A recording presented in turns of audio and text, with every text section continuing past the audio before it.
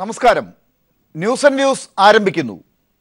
ജനാധിപത്യത്തെ നോക്കുകുത്തിയാക്കുന്ന രംഗങ്ങളാണ് ഇപ്പോൾ ഗുജറാത്തിൽ നടന്നുകൊണ്ടിരിക്കുന്നത്. ജനാധിപത്യത്തിൽ വിശ്വസിക്കാത്ത RSSന്റെ നേതൃത്വത്തിൽ BJPയിലൂടെ അമിത്ഷായും മോഡിയും നടത്തിക്കൊണ്ടിരിക്കുന്ന അജണ്ട ഏത് രീതിയിലാണ് ഇന്ത്യൻ ജനാധിപത്യത്തെ ലോകത്തിൻ്റെ മുന്നിൽ കാഴ്ചവെക്കുന്നത്? ഇന്ത്യയിൽ ജനാധിപത്യത്തിന് ഏറ്റുകൊണ്ടിരിക്കുക, അതിനെ പ്രതിരോധിക്കാൻ എതിർക്കാൻ കേരളം കാണിക്കുന്ന ചങ്കൂറ്റം, അതിനെ എതിർക്കുന്ന RSSന്റെയും BJPയുടെയും നടപടികൾ, ഇത് ജനശ്രദ്ധയിലേക്ക് കൊണ്ടുവരാനാണ് പീപ്പിൾ TV സപ്പോർട്ട് ഡെമോക്രസി എന്ന ഹാഷ്ടാഗ് ആരംഭിച്ചിരിക്കുന്നത്. ഈ സപ്പോർട്ട് ഡെമോക്രസി ഹാഷ്ടാഗുമായി ബന്ധപ്പെട്ട ന്യൂസ് ആൻഡ് വ്യൂസ് ചർച്ചയുടെ ആദ്യ ദിനമാണ് ഇന്ന്. ഇന്നത്തെ 2 മണിക്കൂർ ചർച്ചയിൽ അന്വേഷിക്കുന്നത് ഇന്ത്യയിൽ, കേരളത്തിൽ ജനാധിപത്യത്തെ സംരക്ഷിക്കാനുള്ള നടപടികൾക്ക് ഏത് രീതിയിലാണ് BJPയും RSSും തടയിടുന്നത് എന്നാണ്. രാജ്യത്തെ ഒന്നാമത്തെ പൗരൻ മുതൽ പ്രധാന പദവികളിലെല്ലാം RSSുകാർ, ഭരണഘടനാ സ്ഥാപനങ്ങൾ മുതൽ വൻകിട മാധ്യമങ്ങൾ വരെ സംഘപരിവാർ നിയന്ത്രണത്തിൽ. രാജ്യത്തെ തെരഞ്ഞെടുപ്പുകളുടെ നടത്തിപ്പിൻ്റെ മുഖ്യശില്പി അമിത്ഷാ, തെരഞ്ഞെടുപ്പിൽ ജനം പുറത്താക്കിയ ഇടങ്ങളിലും ഒരു സീറ്റ് പോലും കിട്ടാത്തിടങ്ങളിലും പിന്നാമ്പുറത്തുകൂടി അധികാരം പിടിച്ച BJP ഒടുവിൽ മുഖ്യ പ്രതിപക്ഷത്തിൻ്റെ സൈന്യാധിപനെ അലൂമിനിയം പട്ടേലാക്കി ചവിട്ടിക്കൂട്ടി മൂലയിലാക്കിയിരിക്കുന്നു. അപ്പോഴും തല കുനിക്കാതെ ചുവന്ന് തുടുത്ത് കേരളം. ഭാരതപുത്രർ ചോരയും നീരും ജീവനും വെടിഞ്ഞ് കാത്തുപോന്ന ജനാധിപത്യത്തിൻ്റെ വേരുകൾ ഓരോന്നായി അറുത്തുമാറ്റപ്പെടുമ്പോൾ ന്യൂസ് ആൻഡ് വ്യൂസ് ഉയർത്തുന്ന ചോദ്യങ്ങൾ: 1. ജനവികാരം മറന്നുള്ള BJPയുടെ തീക്കളിക്ക് അധികം ആയുസ്സുണ്ടോ? 2. കേരളത്തെ കാവി പുതപ്പിച്ച് കിടത്താൻ ജനാധിപത്യ മാർഗങ്ങളിലൂടെ ആവില്ലെന്ന തിരിച്ചറിവോ RSSന്റെ പുതിയ പ്രചരണത്തിന് പിന്നിൽ? 3. കേരളത്തിൽ പാഠം പഠിക്കാത്ത കോൺഗ്രസ് ഗുജറാത്തിലെ പാഠവും അവഗണിക്കുകയാണോ? 4. കേരളത്തിലെ സംഘപരിവാർ ആക്രമണങ്ങൾ അഴിമതി മറയ്ക്കാനുള്ള അടവോ ഭരണം മറിക്കാനുള്ള കുടിലതയോ? 5. ദൈവത്തിൻ്റെ സ്വന്തം നാടിനെ ദൈവത്തിന് വേണ്ടാത്ത നാടാക്കിയതിന് BJP നൽകേണ്ടി വരുന്ന വില എന്ത്? 6. ജനാധിപത്യത്തിന് പോറലേൽക്കാതിരിക്കാൻ കേരളം കാട്ടുന്ന ജാഗ്രത മറ്റ് സംസ്ഥാനങ്ങളിൽ ഇല്ലാത്തത് എന്തുകൊണ്ട്? 7. ഗുജറാത്തിലെ അട്ടിമറി രാജ്യത്തിനാകമാനം നാണക്കേടും. ജനാധിപത്യം സംരക്ഷിക്കാനുള്ള ന്യൂസ് ആൻഡ് വ്യൂസ് ചർച്ചയുടെ ആദ്യ മണിക്കൂറിൽ അതിഥികളായുള്ളത് Shri PM Manoj, JR Padmakumar, MN Karassery എന്നിവർ. ശ്രീ JR പത്മകുമാർ, ജനാധിപത്യം സംരക്ഷിക്കാനായി സപ്പോർട്ട് ഡെമോക്രസി എന്ന പേരിൽ ഇങ്ങനൊരു ഹാഷ്ടാഗ് ക്യാമ്പയിൻ പീപ്പിൾ TVക്ക് തുടങ്ങേണ്ടി വന്നത് രാജ്യത്താകമാനമുള്ള ജനങ്ങളുടെ വികാരം മനസ്സിലാക്കിക്കൊണ്ടാണ്. നമുക്ക് അതിൻ്റെ ഓരോ വശങ്ങളിലേക്കും പോകാൻ ഈ ഒരു ദിവസത്തെ ചർച്ച മതിയാകില്ല. പക്ഷേ ഈ നിമിഷം ഞാൻ താങ്കളെ കൂട്ടിക്കൊണ്ടുപോകുന്നത് ഗുജറാത്തിലേക്കാണ്. നിങ്ങൾ കാലങ്ങളായി ഭരിക്കുന്ന ഗുജറാത്തിലേക്ക്. ആ ഗുജറാത്തിൽ എന്താണ് ഇപ്പോൾ സംഭവിച്ചുകൊണ്ടിരിക്കുന്നത്? നിങ്ങളുടെ ഭരണത്തിൽ നിങ്ങൾക്ക് മതിയായ ഭൂരിപക്ഷമുള്ള അവിടെ കോൺഗ്രസിന് അവകാശപ്പെട്ട ഒരു രാജ്യസഭാ സീറ്റ് ലഭിക്കാതിരിക്കാൻ നിങ്ങൾ നടത്തിക്കൊണ്ടിരിക്കുന്ന ഈ രീതിയെ ആണ് ജനാധിപത്യം അട്ടിമറിക്കാനുള്ള ചെയ്തികൾ എന്ന് പറയുന്നത്. ശ്രീ പത്മകുമാർ. ജനാധിപത്യത്തെ സംരക്ഷിക്കാൻ വലിയൊരു ശ്രമമായിട്ട് വരുന്ന കേരളീയെ ഞാൻ അഭിനന്ദിക്കുകയാണ്. പക്ഷേ ഇപ്പോൾ CPMനെ സംരക്ഷിക്കാൻ എന്നുള്ള നിലയിലാവുമ്പോൾ കൈരളിയെ കുറ്റം പറയാൻ പറ്റില്ല. അത് അങ്ങനെ തന്നെ ചെയ്യണം, നല്ല കാര്യം തന്നെയാണ്. പിന്നെ ജനാധിപത്യത്തെ സംരക്ഷിക്കാൻ നമ്മൾ ഗുജറാത്തിലൊന്നും പോകണ്ടെന്ന്, കണ്ണൂരിൽ മാത്രം പോയാൽ മതി. മനസ്സമാധാനമായിട്ട് ആളുകൾക്ക് അവരുടെ ഇഷ്ടം അനുസരിച്ച് വോട്ട് ചെയ്യാൻ ഏതെങ്കിലും ഇന്ന് വരെയുള്ള തെരഞ്ഞെടുപ്പിൽ 57 മുതൽ ഞാനത് വരാം, അതിലേക്ക് തന്നെ വരുന്നത്. ഒരുപാട് സമയമുണ്ടല്ലോ, 1 മണിക്കൂറുണ്ട്. അപ്പോൾ കണ്ണൂരിലെ വോട്ടിനെ സംബന്ധിച്ചും അവിടെ ഓരോ തെരഞ്ഞെടുപ്പ് നടക്കുന്നതിനെ സംബന്ധിച്ചും ഒന്ന് വിലയിരുത്തുന്നത് ഈ ഗുജറാത്തിൽ പോകുന്നതിനേക്കാൾ നല്ലതായിരിക്കും. അവിടെ നിൽക്കട്ടെ. ഗുജറാത്തിൽ എന്ത് സംഭവിച്ചു എന്നാണ് പറയുന്നത്. അവിടെ കോൺഗ്രസിനെ അകത്തുള്ള അണികളെ അല്ലെങ്കിൽ ജനപ്രതിനിധികളെ ഉറപ്പിച്ചു നിർത്താൻ, അല്ലെങ്കിൽ കോൺഗ്രസ് പാർട്ടിയുടെ അംഗങ്ങളെ ഉറപ്പിച്ചു നിർത്താൻ അവർക്ക് കഴിയുന്നില്ല. അത് ഞങ്ങളുടെ തെറ്റല്ല. ഞങ്ങളല്ലല്ലോ കോൺഗ്രസിനെ ശക്തിപ്പെടുത്തേണ്ടത്. കോൺഗ്രസിനെ ശക്തിപ്പെടുത്തേണ്ടത് രാഹുൽ ഗാന്ധിയും സോണിയാഗാന്ധിയും അതുപോലെ തന്നെ പട്ടേലുമാരെല്ലാവരും കൂടെ ചേർന്ന് ശക്തിപ്പെടുത്തണം. അതിന് ഞങ്ങളെ കുറ്റം പറഞ്ഞിട്ട് കാര്യമില്ല. കോൺഗ്രസിന്റെ മാത്രമല്ല, JDUവിന്റെ അംഗങ്ങൾ, NCPയുടെ അംഗങ്ങൾ, ഇങ്ങനെ മറ്റു പാർട്ടികളുടെ അംഗങ്ങൾക്കൊക്കെ ഈ പറഞ്ഞതുപോലെ അവിടെ ഉറച്ചു നിൽക്കാൻ പറ്റുന്നില്ല. BJPക്ക് മാത്രം ഇങ്ങനെ ഉറച്ചു നിൽക്കാൻ പറ്റുന്നുള്ളൂ അവിടെ. അല്ല, അത് അവരോട് ചോദിക്കണം. നിങ്ങൾ കേരളത്തിൽ ആലോചിച്ച് നോക്കുക, JDU എന്താ നിലപാട്? അപ്പുറത്ത് നിൽക്കുന്നു, ഇപ്പുറത്തേക്ക് എത്രയോ ദിവസം പാർട്ടി സെക്രട്ടറി ക്ഷണിച്ചിരിക്കുന്നു, LDFന്റെ ഏകോപന സമിതി കൺവീനർ ക്ഷണിച്ചിരിക്കുന്നു, ഇങ്ങോട്ട് വരണം വരണം വരണം, മാണിയുടെ പുറകെ പോയിട്ട് വരണം വരണം, പാർട്ടി പത്മകുമാർ അത് അവിടെ നിൽക്കട്ടെ. അല്ല, അത് എല്ലാ സ്ഥാനാർത്ഥിയെ അവിടെ എന്തുദ്ദേശിച്ചാണ് നിർത്തിയിരിക്കുന്നത്? രാജ്യസഭ എന്ന് പറയുന്നത് ജനങ്ങളുടെ വോട്ട് കിട്ടി വരുന്ന ഒരു സഭയല്ലല്ലോ. ഈ നിയമസഭയിൽ ജയിച്ചു വന്ന ആളുകൾ പാർട്ടിക്ക് എത്രമാത്രം ശതമാനം വോട്ടുണ്ട് എന്നുള്ളത് നോക്കി അതിന് അർഹതപ്പെട്ട രീതിയിലാണ് ആളുകളെ ജയിപ്പിച്ചെടുക്കുക. അപ്പോൾ നിങ്ങൾ മൂന്നാമതൊരു സ്ഥാനാർത്ഥിയെ നിർത്തി ഇപ്പോൾ ജയിപ്പിക്കാനുള്ള ശ്രമം നടത്തുന്നുണ്ടെങ്കിൽ അത് എങ്ങനെ ജയിക്കാമെന്ന് വിചാരിച്ചാണ്? അത് ഈ ജനറൽ ഇലക്ഷൻ ഒഴിഞ്ഞിട്ട് ബാക്കി എല്ലാ ഇലക്ഷനും അങ്ങനെ ആണല്ലോ. ഇന്ത്യൻ പ്രസിഡന്റ് ഇലക്ഷന് അങ്ങനെ ഉണ്ടല്ലോ. വൈസ് പ്രസിഡന്റ് ഇലക്ഷൻ ഇപ്പോൾ ഞങ്ങളുമായിട്ട് കൂടിയ ജനതാദൾ യു ഇപ്പുറത്ത് വോട്ട് ചെയ്തല്ലോ ബീഹാറിൽ. അപ്പോഴും നാണക്കേട് തോന്നിയില്ലല്ലോ. ഞാൻ അതല്ല പറഞ്ഞത്. അതൊക്കെ ഈ ഇങ്ങനെ റെപ്രസെന്റേറ്റീവ് വോട്ടിനകത്ത് വരുമ്പോഴത്തേക്ക് അങ്ങനെയൊക്കെ ഉണ്ടാകുന്ന സ്വാഭാവികമാണ്. അത് സ്വാഭാവികം അല്ല. ഇതേപോലെ മുന്നണിയിലും ഘടകകക്ഷികളായിട്ടൊക്കെ നിൽക്കുന്ന ആളുകൾ ഇതേപോലെ ഇന്ത്യൻ പ്രസിഡന്റ് തെരഞ്ഞെടുപ്പ്, വൈസ് പ്രസിഡന്റ് തെരഞ്ഞെടുപ്പ്, ഇങ്ങനെയൊക്കെയുള്ള തെരഞ്ഞെടുപ്പുകൾ വരുമ്പോൾ മാറി വോട്ട് ചെയ്യുന്നത് സ്വാഭാവികമാണ്. ഇത് BJPക്ക് ആകുമ്പോഴും താങ്കളൊരു അഭിഭാഷകനാണ്, ഭരണഘടന അറിയാവുന്ന ഒരാളാണെന്നാണ് എന്റെ ധാരണ. അത് അങ്ങ് ഈ ചർച്ചയിൽ തെറ്റിക്കുമെന്ന് എനിക്ക് തോന്നലില്ല. അതുകൊണ്ട് ഞാൻ ചോദിക്കുകയാണ്, ഈ രാജ്യസഭാ തെരഞ്ഞെടുപ്പിലേക്ക് എങ്ങനെയാണ് പാർട്ടികളുടെ നോമിനികൾ തെരഞ്ഞെടുക്കപ്പെടുന്നത്? രാജ്യസഭാ തെരഞ്ഞെടുപ്പിൽ ഒരു പാർട്ടിയുടെ നോമിനി എങ്ങനെയാണ് തെരഞ്ഞെടുക്കപ്പെടുന്നത്? കൺസേൺഡ് നിയമസഭയിലെ ആളുകൾ നിയമസഭാ തെരഞ്ഞെടുപ്പിൽ വോട്ട് ചെയ്ത ആളുകളാണ് തെരഞ്ഞെടുക്കുന്നത്. ആ സംസ്ഥാനത്തിന് എത്രയുണ്ട് അംഗങ്ങൾ, ആ അംഗങ്ങളെ തെരഞ്ഞെടുക്കും. ഒഴിവരുന്ന അല്ലെന്താ സംശയം? ശ്രീ PM മനോജ്, ഇത്ര നിഷ്കളങ്കമാണോ ഈ രാജ്യസഭാ തെരഞ്ഞെടുപ്പിൽ ഇപ്പോൾ ഗുജറാത്തിൽ നടക്കുന്ന കാര്യങ്ങൾ? ജനാധിപത്യത്തെ പരിപോഷിപ്പിക്കുന്ന BJPയുടെ നടപടി എന്ന് അവർ വിശേഷിപ്പിക്കുന്ന ഈ ഘട്ടത്തെ എങ്ങനെ കാണുന്നു താങ്കൾ? ആദ്യമായി ഈ ചർച്ചയുമായി ബന്ധപ്പെട്ട ഒരു നിർദ്ദേശം, ഒരു പോസിറ്റീവായിട്ട് എടുത്താൽ മതി. ഒരു നിർദ്ദേശം മുന്നോട്ട് വെക്കട്ടെ. നമ്മളിപ്പോൾ എല്ലാ ചാനലുകളിലും ചർച്ച തുടങ്ങുമ്പോൾ ഒരു 10 ചോദ്യം ഉന്നയിക്കും. പിന്നീട് ഈ ചർച്ചയുമായി ആ ചോദ്യങ്ങളുമായി ബന്ധപ്പെട്ട് പലപ്പോഴും ചർച്ച പോകാറില്ല. അതുകൊണ്ട് എനിക്ക് ഒരു നിർദ്ദേശം എന്ന നിലയിൽ പറയാനുള്ളത്, ഈ ഉന്നയിക്കുന്ന ചോദ്യങ്ങൾ പ്രിൻ്റ് ചെയ്ത് പാനലിസ്റ്റുകൾക്ക് വിതരണം ചെയ്യാനുള്ളൊരു സംവിധാനം എപ്പോഴെങ്കിലും സൗകര്യപ്പെടുമെങ്കിൽ അതുണ്ടായാൽ നമ്മൾ ചർച്ച വഴിതെറ്റാതെ പോകാം. കാരണം വളരെ പോസിറ്റീവായി തന്നെ അതിനെ എടുക്കുന്നു, അത് എടുക്കാൻ ശ്രമിക്കുന്നതാണ്. അങ്ങനെ രണ്ടാമത്തത്, ഇപ്പോൾ ഇത്രയും വളരെ ചർച്ചയുടെ തുടക്കമേ ആയിട്ടുള്ളൂ. ഇപ്പോഴും നമ്മൾ ഗുജറാത്തിൽ നിന്ന് നേരെ കണ്ണൂരേക്ക് പോയി, കണ്ണൂരിൽ നിന്ന് പിന്നെ വേറെ എവിടേക്കാണ് പോയതെന്ന് നമുക്ക് തന്നെ പറയാൻ കഴിയാത്ത അവസ്ഥ വന്നു. യഥാർത്ഥത്തിൽ അതിൽ തുടങ്ങണം തോന്നുന്നു. ഞാൻ കണ്ണൂരുകാരനാണ്. 10-50 വർഷമായി കണ്ണൂരുമായി നിരന്തരം ജനിച്ചത് മുതൽ ബന്ധമുള്ള ആളാണ്.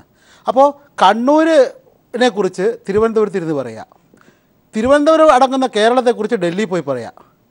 ഈ കാര്യം കണ്ണൂർ പോയി പറയില്ല. കണ്ണൂർ യഥാർത്ഥത്തിൽ RSSന് ഏറ്റവും കൂടുതൽ ശാഖകൾ പ്രവർത്തിക്കുന്ന സ്ഥലങ്ങളിലൊന്ന് തലശ്ശേരി താലൂക്കാണ്. ഏറ്റവും കൂടുതൽ RSS പ്രവർത്തനം, വളരെ ഭംഗിയായ പ്രവർത്തനം നടത്തുന്ന സ്ഥലം തലശ്ശേരിയാണ്, കണ്ണൂരാണ്. ഇതൊക്കെ മറച്ചു വെച്ചുകൊണ്ടാണ് കേരളത്തിലാകെ കണ്ണൂരിനെ കുറിച്ച് മോശമായ പ്രചരണം. കണക്ക് നമ്മുടെ കയ്യിലുണ്ടല്ലോ. അപ്പോൾ കണക്ക് വെച്ച് കൊല്ലുന്നതല്ല RSSാണ്, ഏറ്റവും കൂടുതൽ ആളുകളെ കൊല്ലുന്നത് RSSാണ്. ഈ കണക്ക് മറച്ചു വെച്ചുകൊണ്ട് കേരളത്തിലാകെ നടത്തുക, കേരളത്തെക്കുറിച്ച് കേരളത്തിലെ യഥാർത്ഥ കണക്ക് മറച്ചു വെച്ചുകൊണ്ട് രാജ്യത്താകെ പ്രചരണം നടത്തുക. വളരെ വിചിത്രമായ പ്രചരണം. ബ്രസീലിൽ നടന്ന കൊലപാതകത്തിൻ്റെ ഒക്കെ അല്ലെങ്കിൽ അപകടത്തിൻ്റെ ഒക്കെ ചിത്രങ്ങളും വീഡിയോ എടുത്തിട്ട് ഇത് കേരളത്തിൽ നടത്താമെന്ന് പറഞ്ഞിട്ട് RSSകാർ പ്രചരിപ്പിക്കുകയാണ് ഇപ്പോൾ നാട് മുഴുവൻ. അത് RSSകാരെന്ന് പറഞ്ഞാൽ ചിലപ്പോൾ ഇവർ കേസ് കൊടുക്കും. കാരണം ഇവർ ഗോ സംരക്ഷകരായി വരും, റോമിയോ സേനയായി വരും, മറ്റ് പല രൂപത്തിൽ വന്നിട്ട് യഥാർത്ഥത്തിൽ എല്ലാം നിയന്ത്രിക്കുന്ന RSSാണ്. അപ്പോൾ അതിൻ്റെ RSSൽ നിന്ന് ജനാധിപത്യത്തിൻ്റെയോ മറ്റ് ഭരണഘടനയെ അംഗീകരിക്കുന്നതിൻ്റെയോ ഏതെങ്കിലും തരത്തിലുള്ള സമീപനം നമുക്ക് പ്രതീക്ഷിക്കാൻ കഴിയില്ല. അതുകൊണ്ടാണ് ഇന്ന് ഗുജറാത്തിൽ നമ്മളിപ്പോൾ സപ്പോർട്ട് ഡെമോക്രസി ക്യാമ്പയിനാണ് ഏറ്റെടുത്തിരിക്കുന്നത്. എന്തുകൊണ്ടാണ് സപ്പോർട്ട് ഡെമോക്രസി ക്യാമ്പയിൻ ഏറ്റെടുക്കേണ്ടി വരുന്നത്? ഇന്ത്യൻ ഭരണഘടനയുടെ ഇന്ത്യയുടെ സ്വത്വം തന്നെ ജനാധിപത്യത്തിൽ അധിഷ്ഠിതമാണ്. ആ സ്വത്വത്തെ തകർക്കാൻ RSS നേതൃത്വത്തിൽ, RSS ജനാധിപത്യത്തെയോ അല്ലെങ്കിൽ ഇന്ത്യൻ ഭരണഘടനയോ ഏതെങ്കിലും തരത്തിൽ അംഗീകരിക്കുന്ന ഒരു സംഘടനയല്ല. അഥവാ അംഗീകരിക്കുകയാണെങ്കിൽ BJP എന്നൊരു മാസ്ക് വേണ്ട അവർക്ക്. അവർക്ക് നേരിട്ട് രാഷ്ട്രീയത്തിൽ വരാം. ഇതുവരെ ഇന്നലെ വരെ ജനസംഘം BJP എന്നൊക്കെ പറഞ്ഞു നടന്നിരുന്ന RSS ഇന്ന് നേരിട്ട് ഇടപെടുന്നു രാഷ്ട്രീയത്തിൽ. എന്നാൽ അവരെന്താ രാഷ്ട്രീയ പാർട്ടി ആവാതിരിക്കുന്നത്? രാഷ്ട്രീയ പാർട്ടിയായിട്ട് പ്രവർത്തിക്കുമ്പോൾ ഇന്ത്യൻ ഭരണഘടന അംഗീകരിക്കുന്നു എന്ന് സ്വന്തം ഭരണഘടനയിൽ എഴുതി വെക്കണം. അതിന് പോലും തയ്യാറല്ലാത്ത ഒരു കൂട്ടമാണ് RSS. അതുകൊണ്ടാണ് ഇപ്പോഴ് യഥാർത്ഥത്തിൽ ഇതിലൊരു കോൺഗ്രസ്സുകാരൻ കൂടി വേണ്ടതായിരുന്നു. കാരണം കോൺഗ്രസ് പാർട്ടി ഇന്ത്യ ഭരിച്ച പാർട്ടിയാണ്. ആ പാർട്ടിക്ക് സ്വന്തം MLA-മാരെ സംരക്ഷിക്കാൻ കഴിയാതെ അവരെ കൂട്ടത്തോടെ ബാംഗ്ലൂരിലേക്ക് കടത്തേണ്ടി വരുന്നു. കടത്തി തിരിച്ചു കൊണ്ടുവന്ന MLA-മാർ കൃത്യമായിട്ട് BJP കോൺഗ്രസിന് വോട്ട് ചെയ്യുന്നുണ്ടോ? അതില്ല. അതിനെ നമ്മൾ എങ്ങനെയാണ് വ്യാഖ്യാനിക്കുന്നത്? അമിത്ഷായുടെ മിടുക്ക്, BJP-യുടെ മിടുക്ക്. എന്ത് ഈ കോൺഗ്രസ് രണ്ട് കാര്യമാണ്. 22 വർഷമായി ഗുജറാത്ത് ഭരിച്ച് അവസാനം സ്വന്തം ഒരു അംഗത്തെ സ്വന്തം ഒരു പ്രതിനിധിയെ ഡൽഹിയിലേക്ക് അയപ്പിക്കാൻ കോൺഗ്രസിനെ പിളർത്തി, അല്ലെങ്കിൽ കോൺഗ്രസിൽ നിന്നും മറ്റു പാർട്ടികളിൽ നിന്നും കാശ് കൊടുത്തോ അല്ലെങ്കിൽ സ്വാധീനം ഉപയോഗിച്ചോ ഭീഷണിപ്പെടുത്തിയോ MLA-മാരെ വിലക്ക് വാങ്ങി വോട്ട് സംഘടിപ്പിക്കേണ്ട ഗതികേടിലേക്ക് BJP എത്തിയിരിക്കുന്നു. അത് മോഡി മാജിക്കിനെ കുറിച്ച് ചർച്ച ചെയ്യുമ്പോൾ പറയേണ്ടതാണ്. രണ്ടാമത്, ഇത്രയും കാലം സ്വാതന്ത്ര്യാനന്തരം ഇന്ത്യയുടെ ഭരണ കുത്തക കൈയാളിയിരുന്ന കോൺഗ്രസിൻ്റെ ഗതികേട് എന്താ? ആ കോൺഗ്രസിൻ്റെ സ്വന്തം നേതാക്കൾ വലിയ വലിയ നേതാക്കളാണ്. ഇവർ അമിത്ഷാ വെച്ച് നീട്ടുന്ന പണവും അതുപോലെ അമിത്ഷാ കണ്ണുരുട്ടുമ്പോൾ ആ ഭയന്ന് വിറച്ച് അല്ലെങ്കിൽ പണത്തിൽ പ്രലോഭിതരായി അങ്ങ് ചെന്ന് BJP-ക്ക് വോട്ട് കുത്തിക്കൊടുക്കുകയാണ്. നാളെ അമിത്ഷാ കേരളം മുഴുവൻ അല്ലെങ്കിൽ ഇന്ത്യ മുഴുവൻ ഇങ്ങനെ ഒന്ന് സഞ്ചരിച്ചാൽ പിന്നെ കോൺഗ്രസിൻ്റെ അവസ്ഥ എന്താ? എന്തായാലും കോൺഗ്രസിന്റെ പ്രതിനിധി ഈ ചർച്ചയിൽ ഈ ഘട്ടത്തിൽ ഇല്ലാത്തത് കൊണ്ട് ഞാൻ ഒന്ന് ഇടപെടുകയാണ്. ശ്രീ PM മനോജ്, ശ്രീ MN കാരശ്ശേരി കൂടി ഈ ചർച്ചയിലേക്ക് ചേർത്തിട്ടുണ്ട്. ശ്രീ MN കാരശ്ശേരി, ഈ ചർച്ചയുടെ തുടക്കത്തിൽ കുറച്ച് ചോദ്യങ്ങൾ ഉന്നയിച്ചിരുന്നു. ശ്രീ പത്മകുമാറിനോട് ഞാൻ എന്താണ് ഗുജറാത്തിൽ നടക്കുന്നത് എന്ന് വിശദീകരിക്കാൻ പറഞ്ഞിരുന്നു. ജനാധിപത്യം അട്ടിമറിക്കുന്ന സംഭവങ്ങളാണ് അവിടെ എന്ന് പറഞ്ഞപ്പോൾ അതല്ല, സ്വാഭാവികമാണത് എന്നാണ് അദ്ദേഹം വിശേഷിപ്പിച്ചത്. അതിനെ കണ്ണൂരിൽ എന്താണ് നടക്കുന്നത് നോക്കൂ എന്നാണ് ശ്രീ പത്മകുമാർ ചൂണ്ടിക്കാട്ടാൻ ശ്രമിച്ചത്. അതിനാണ് ശ്രീ PM മനോജ് കണ്ണൂരിലെ സാഹചര്യം ചൂണ്ടിക്കാട്ടിക്കൊണ്ട് ഇപ്പോൾ കേരളത്തിൽ എന്താണ് സംഭവിക്കുന്നതെന്ന് തെറ്റായി ചിത്രീകരിച്ച് ഡൽഹിയിൽ പോയി അവതരിപ്പിക്കുന്ന പുതിയ രീതിയെ വിമർശിച്ചത്. ഭാരതം മുഴുവൻ ഏത് രീതിയിലാണിപ്പോൾ ഭരണഘടനാ സ്ഥാപനങ്ങളെ അതുപോലെ ഗവർണർമാർ ഉൾപ്പെടെയുള്ള ഭരണഘടനാ പദവികൾ വഹിക്കുന്ന ആളുകളെയൊക്കെ ഉപയോഗിച്ചുകൊണ്ട് BJP തങ്ങൾക്ക് അർഹിക്കാത്ത അധികാരം പോലും പിടിച്ചു വാങ്ങുന്നത്, ജനങ്ങളുടെ വിധിയെ അട്ടിമറിച്ചുകൊണ്ട് എങ്ങനെയാണ് അധികാരത്തിലേക്ക് എത്താൻ ശ്രമിക്കുന്നത്, അതിൻ്റെ ഗുജറാത്തിൽ എന്താണ് ഇപ്പോൾ സംഭവിക്കുന്നത്, ഇതാണ് അന്വേഷിക്കാൻ ഇതുവരെ ശ്രമിച്ചത്. ശ്രീ MN കാരശ്ശേരി, ഈ ഗുജറാത്തിൽ ഇപ്പോൾ എന്ത് സംഭവിക്കുന്നു എന്നുള്ളതിനെ BJP-യുടെ സ്വതസിദ്ധമായ ഈ കഴിഞ്ഞ കാലങ്ങളിലെ ചെയ്തികൾ വെച്ച് എങ്ങനെ വിലയിരുത്തുന്നു?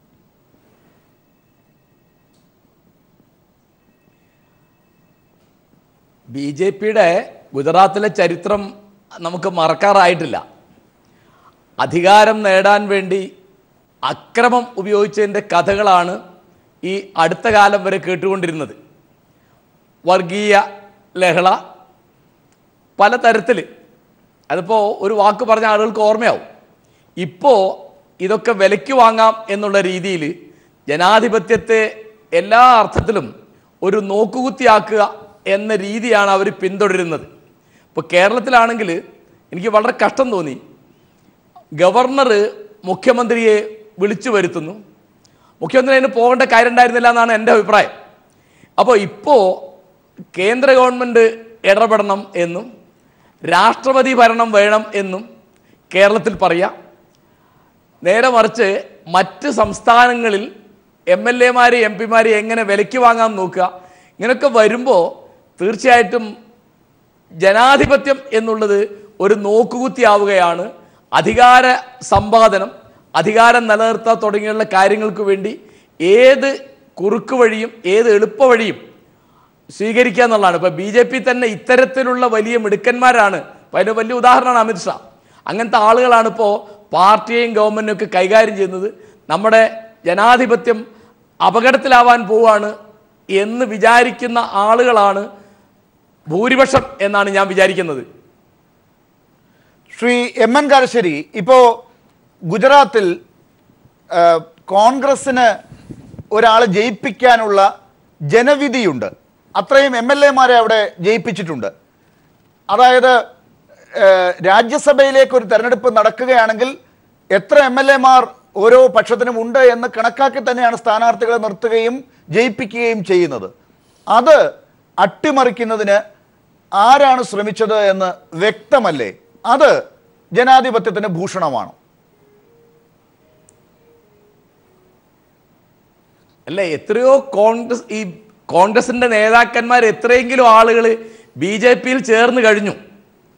അതിപ്പോ വളരെ വ്യക്തമാണ്. അതായത് കോൺഗ്രസിനെ ഈ തരത്തിൽ അമ്പരപ്പിക്കുന്ന ആരാണ്, കോൺഗ്രസിനെ വിലയ്ക്ക് വാങ്ങുന്നത് ആരാണ്? ഇപ്പോൾ നേരത്തെ മനോജ് പറഞ്ഞല്ലോ, അതായത് എങ്ങനെയാണ് ഗുജറാത്തിൽ നിന്ന് MLA-മാരെ ഇവിടെ കർണാടകയിൽ കൊണ്ടുവന്ന് താമസിപ്പിക്കേണ്ട സ്ഥിതിയാണ്. അതായത് അവർ തമ്മിൽ കണ്ടുപോയാൽ ഇവർ ഈ വലയിൽ വീഴും, ഇവരിൽ പ്രലോഭനങ്ങളിൽ വീഴും. അപ്പോൾ MLA-മാർക്കും MP-മാർക്കും ജനാധിപത്യം എന്താണ്, ജനങ്ങൾ എന്താണ്, തങ്ങളെ ജയിപ്പിച്ച സമ്മതിദായകരോട് അവനവനുള്ള ഉത്തരവാദിത്തം എന്താണ് എന്ന് ആലോചിക്കാതെ പണത്തിൻ്റെയും പദവിയുടെയും അധികാരത്തിൻ്റെയും പ്രലോഭനങ്ങളിൽ വീഴുക. ഇതിപ്പോൾ നമ്മൾ പഴയൊരു വാക്ക് ഉപയോഗിച്ച് പറഞ്ഞാൽ കൃത്യമായ കുതിരക്കച്ചവടമാണ് നടക്കുന്നത്. അപ്പോൾ ആ തരത്തിലിപ്പോൾ നമ്മുടെ പുതിയ രാഷ്ട്രപതി വന്നു, ഉപരാഷ്ട്രപതി വന്നു. ഇപ്പോൾ എൻ്റെ ധാരണ ശരിയാണെങ്കിൽ 18 സംസ്ഥാനങ്ങളിൽ BJP-യാണ് ഭരിക്കുന്നത്. മറ്റ് സംസ്ഥാനങ്ങളിലും കൂടി എങ്ങനെയാണ് ഈ തരത്തിൽ ഏത് നയം ഉപയോഗിച്ചിട്ടാണെങ്കിലും ഇപ്പോൾ വോട്ട് കിട്ടിയില്ലെങ്കിൽ വോട്ട് ചെയ്ത് ജയിപ്പിച്ച ജനപ്രതിനിധികളെ വിലയ്ക്ക് വാങ്ങുക, അല്ലെങ്കിൽ വർഗീയ കലാപം ഉണ്ടാക്കുക, അല്ലെങ്കിൽ ആ തരത്തിലുള്ള പ്രലോഭനങ്ങൾ ഉണ്ടാക്കുക, അല്ലെങ്കിൽ ഭരണഘടനാ സ്ഥാപനങ്ങൾ ഉപയോഗിച്ചിട്ട്. ഇപ്പോൾ കേരളത്തിൽ ഇപ്പോൾ വിറപ്പിക്കുന്നതിൻ്റെ ഒരു കാര്യം എന്ന് പറയുന്നത് ഗവർണർ ഉപയോഗിച്ചിട്ടാണ് വിറപ്പിക്കുന്നത് ഈ തരത്തിൽ. പിന്നെ ഹർത്താലുകൾ, പ്രചാരവേലകൾ. ഇപ്പോൾ കേരളം മുഴുവൻ ഒരു കൊലക്കളമാണ് എന്ന പ്രചാരവേല പാർലമെന്റിൽ നടത്താൻ അവർക്ക് മടിയില്ല. മാധ്യമങ്ങളിൽ അങ്ങനെ വരുത്താൻ വേണ്ടിയാണ് ഇപ്പോൾ ജെയ്റ്റ്ലി കേരളത്തിൽ വന്നു പോയത്.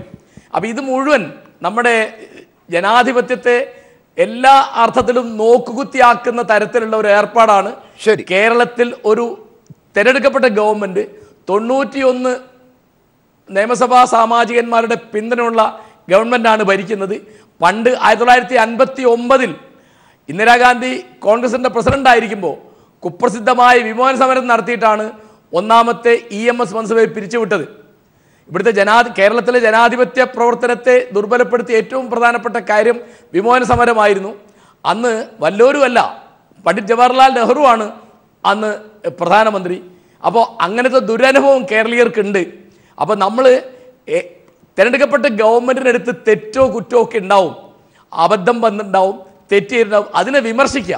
നേരെ മറിച്ച് ആ ഗവൺമെൻറ്റിനെ പിരിച്ചുവിടാനോ ആ ഗവൺമെൻറ്റിനെ ഒരു പരിഹാസപാത്രമാക്കാനോ ആ ഗവൺമെൻറ്റിനെ ദുർബലപ്പെടുത്താനുള്ള ഏത് പണിയും ജനവിരുദ്ധമാണ്,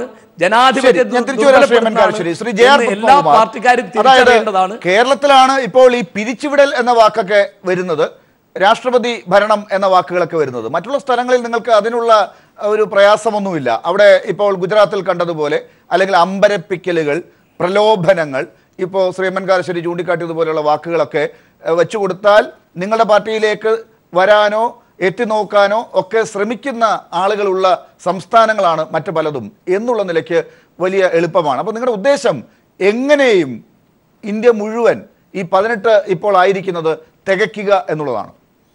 അത് രാഷ്ട്രീയ പാർട്ടിയെ സംബന്ധിച്ചിടത്തോളം, ഞങ്ങളെ സംബന്ധിച്ചിടത്തോളം ഇന്ത്യയിൽ മുഴുവൻ സംസ്ഥാനത്തിലും ഭരണത്തിൽ വരണമെന്ന് ഞങ്ങൾ ആഗ്രഹിക്കില്ല. എന്താ തെറ്റ്? പഞ്ചായത്ത് മെമ്പർ മുതൽ ഇന്ത്യൻ പ്രസിഡന്റ് വരെയുള്ള ആളുകൾ. അല്ല, അതേ തന്നെ, ഞങ്ങളാരും മതിലിയാടിയൊന്നും വന്നിട്ടില്ല, ഒരിടത്തും മതിലിയാടിയൊന്നും അല്ല വന്നത്. പാർലമെന്റ് വന്നതും സംസ്ഥാന നിയമസഭകളിലൊക്കെ വരുന്നതും മതിലിയാടിയൊന്നുമല്ല. പിന്നെ ഈ മൂന്നാമത്തെ അംഗം ഗുജറാത്തിൽ ഞാൻ ചോദിക്കട്ടെ, അങ്ങനെയാണെങ്കിൽ നിങ്ങളൊന്ന് ഇത്രയും വലിയ ആവേശവും സേവ് ഡെമോക്രസി ഉണ്ടെങ്കിൽ പശ്ചിമ ബംഗാളിൽ CPM ചെയ്ത പണി എന്താ? കോൺഗ്രസിൻ്റെ സഖ്യകക്ഷിയാണോ CPM? അവിടെ മനഃപൂർവ്വം നോമിനേഷൻ തള്ളിക്കൊടുത്തിട്ട് കോൺഗ്രസിന് ജയിപ്പിക്കാൻ, അത് മഹത്തരമായ നടപടി, ജനാധിപത്യത്തിൻ്റെ വലിയ ശക്തിപ്പെടുത്തൽ. ഇപ്പുറത്ത് അവിടെ ഞങ്ങൾക്ക് 2 സ്ഥാനാർത്ഥിയെ ജയിപ്പിക്കാനുള്ള വോട്ടുണ്ട്, ബാക്കി കുറേ വോട്ടുണ്ട്. മൂന്നാമതൊരാൾ മത്സരിക്കുമ്പോൾ ഞങ്ങൾ അവർക്ക് വോട്ട് ചെയ്യും. അയാൾക്ക് ആരെല്ലാം വോട്ട് ചെയ്യുന്നുള്ള കാര്യം ഞങ്ങൾ നോക്കണേന്തിന്? ശ്രീ ജയകുമാർ, അത്ര നിഷ്കളങ്കമല്ല കാര്യം. രാജ്യസഭയിലേക്ക് ഒരാളെ തെരഞ്ഞെടുക്കുന്നത് MLA-മാരാണ്. MLA-മാരെ തെരഞ്ഞെടുത്തത് ജനങ്ങളാണ്. ജനങ്ങൾക്ക് ഇഷ്ടമുള്ള പാർട്ടികളെയാണ് തെരഞ്ഞെടുത്തത്. BJP-ക്ക് മതിയായ സീറ്റുകൾ ഇല്ലാത്തതുകൊണ്ടാണ് ഇത്രയും ഈ മൂന്നാമത്തെ ആളെ ജയിപ്പിക്കാനുള്ള സീറ്റ് ഗുജറാത്ത് നിയമസഭയിൽ വരാതെ. എനിക്ക് മനസ്സിലാകുന്നില്ല. ഞങ്ങൾക്ക് 2 സ്ഥാനാർത്ഥിയെ ജയിപ്പിക്കാനുള്ള കഴിവുണ്ട്, അത് ജയിപ്പിച്ചു. ബാക്കി കുറെ മിച്ചം വോട്ടുണ്ട്, അത് ഞങ്ങൾ കോൺഗ്രസിന് ചെയ്യണമെന്നാണ് നിങ്ങൾ പറയുന്നത്. നിങ്ങൾ ചെയ്യേണ്ട, കോൺഗ്രസിന് വോട്ടുണ്ട്. അല്ലല്ലോ, അത് കോൺഗ്രസ്സുകാർ പിടിച്ചോട്ടെ. ഞങ്ങളെ സംബന്ധിച്ചിടത്തോളം മൂന്നാമതൊരു സ്ഥാനാർത്ഥി അവിടെ വന്നു, ആ ആളിന് ഞങ്ങൾ വോട്ട് ചെയ്യുന്നു. അയാൾക്ക് ആരൊക്കെ വോട്ട് ചെയ്യുന്നു എന്നുള്ള നോക്കേണ്ട ചുമതല ഞങ്ങൾക്കില്ല. ഞങ്ങൾക്ക് എന്തായാലും കോൺഗ്രസിന് വോട്ട് ചെയ്യാനുള്ള താല്പര്യമില്ല. CPM-നെ സംബന്ധിച്ചിടത്തോളം കോൺഗ്രസിന് വോട്ട് ചെയ്യണം പലയിടത്തും. ശ്രീ ജെ ആർ പത്മകുമാർ, കോൺഗ്രസിന്റെ വോട്ടുകൾ മുഴുവൻ അവർക്ക് തന്നെ പോകേണ്ടതാണ്, അല്ലെങ്കിൽ 3-1 ആളുകൾ എങ്കിലും മാറണം, അല്ലെങ്കിൽ അത് കൂറുമാറ്റത്തിന്റെ നിയമം. നമ്മളെന്തിനാ കൈരളിക്ക് എത്ര വേദന? കൈരളിയുടെ വേദനയല്ല, രാജ്യത്തെ നിയമമാണ് ഞാൻ ചോദിക്കുന്നത്. അത് നിയമമല്ലല്ലോ, അത് അവിടെ അങ്ങനെ മാറി വോട്ട് ചെയ്തിട്ടുണ്ടെങ്കിൽ അയോഗ്യരാക്കണം. അതെല്ലാം ഇലക്ഷൻ കമ്മീഷൻ. ഞങ്ങളെ 2 സ്ഥാനാർത്ഥികളെ ജയിപ്പിക്കാനുള്ള വോട്ട് ചെയ്തു, ബാക്കി വന്ന വോട്ട് സ്ഥാനാർത്ഥി വോട്ട് ചെയ്തു. ഞങ്ങൾ എന്തായാലും കൂറ് മാറിയിട്ടില്ല. BJP അവിടെ 57 പേരുണ്ടായിരുന്നതിൽ 6 പേർ രാജിവെച്ചു, 51 കോൺഗ്രസ്സുകാരാണുള്ളത്, ബാക്കി 6 പേർ റിബലുകളായി നിൽക്കുന്നു. കൂടുതൽ റിബലുകൾ ഉണ്ടെന്ന് പറയുന്നു. 45 വോട്ടുകളാണ് കിട്ടേണ്ടത്. അതിൽ 2 പേർ കൂറ് മാറിയിട്ടുണ്ടെങ്കിൽ നിയമപരമായി എന്താണെന്നുള്ള അങ്ങേക്ക് അറിയാമല്ലോ. അല്ല, അത് അവർ വിപ്പ് കൊടുത്തിട്ടുണ്ടോ, അത് അവർ കൈപ്പറ്റിയിട്ടുണ്ടോ, എത്ര ആളുകൾ കൂറ് മാറിയിട്ടുണ്ടോ, അതൊക്കെ റിസൾട്ട് വരട്ടെ, എന്നിട്ട് നമുക്ക് നോക്കാം. അതാണ് ഞങ്ങളല്ല നോക്കേണ്ടത്. ഞങ്ങളുടെ MLA-മാരും കൂറ് മാറിയിട്ടില്ല. പിന്നെ കോൺഗ്രസ് മനസ്സിലാക്കണം, നേരത്തെ ഇതേപോലെ വകയിലെ ഉപയോഗിച്ച് അവിടെ ഉണ്ടായിരുന്ന ഒരു ഗവൺമെന്റിനെ തള്ളിയിടാനും ഇതേപോലെ കൊണ്ടുപോയി മധ്യപ്രദേശിൽ താമസിപ്പിക്കാനും തിരിച്ചു കൊണ്ടുവരുമെന്ന് ആ വകയില ആ കോൺഗ്രസിനെ തള്ളി പറഞ്ഞിട്ട് മാറിയിരിക്കുന്നു. BJP ചേർന്നിട്ടില്ലല്ലോ. അപ്പൊ ഇതുപോലെ തന്നെയായിരുന്നു അത്. അല്ലല്ല, BJP അദ്ദേഹം BJP ചേർന്നിട്ടില്ല. ഞങ്ങൾക്ക് മിച്ചമുള്ള വോട്ട് വേറെ സ്ഥാനാർത്ഥി മത്സരിക്കുന്നു, ഞങ്ങൾക്ക് അയാൾ ജയിക്കട്ടെ ഞങ്ങൾ കൊടുത്തു, അത്രേ ഉള്ളൂ. അയാൾക്ക് ആരെല്ലാം വോട്ട് ചെയ്തു, NCP വോട്ട് ചെയ്തോ, JDU വോട്ട് ചെയ്തോ, കോൺഗ്രസിൽ ആരെങ്കിലും വോട്ട് ചെയ്തോ തിരക്കേണ്ട ജോലി ഞങ്ങൾക്കില്ല. ഞങ്ങളുടെ മുകളിൽ ഇത് കെട്ടിവെക്കേണ്ട കാര്യമില്ല. ഞങ്ങളിതാ ജനാധിപത്യത്തെ തകർക്കാൻ പോകുന്നു എന്ന് പറയേണ്ട ആവശ്യവുമില്ല. ഞങ്ങളാർക്കും മാറി വോട്ട് ചെയ്തിട്ടില്ല. ശ്രീ PM മനോജ്, എന്തായാലും ഗുജറാത്ത് തൽക്കാലം അവിടെ നിൽക്കട്ടെ. ഈ ജനാധിപത്യത്തെ അട്ടിമറിക്കുന്നതിൻ്റെ വാർത്തകൾ വലിയ ശ്രദ്ധ പിടിച്ചുപറ്റി തുടങ്ങിയത് കേരളത്തിനെ കുറിച്ച് RSS നേതാക്കളും BJP നേതാക്കളും ഒക്കെ ഡൽഹിയിൽ ഇരുന്നു കൊണ്ട് പറയുന്ന കാര്യങ്ങൾ വച്ചിട്ടാണ്. അത് കഴിഞ്ഞ ദിവസങ്ങളിൽ ഏത് രീതിയിലാണ് ചർച്ച ചെയ്യപ്പെട്ടതെന്നുള്ളത് അങ്ങേക്ക് അറിയാവുന്ന കാര്യവുമാണ്. എന്തുകൊണ്ടാണ് BJP ഈ കേരളത്തെ ഈ രീതിയിൽ താറടിച്ച് കാണിക്കുന്നത്?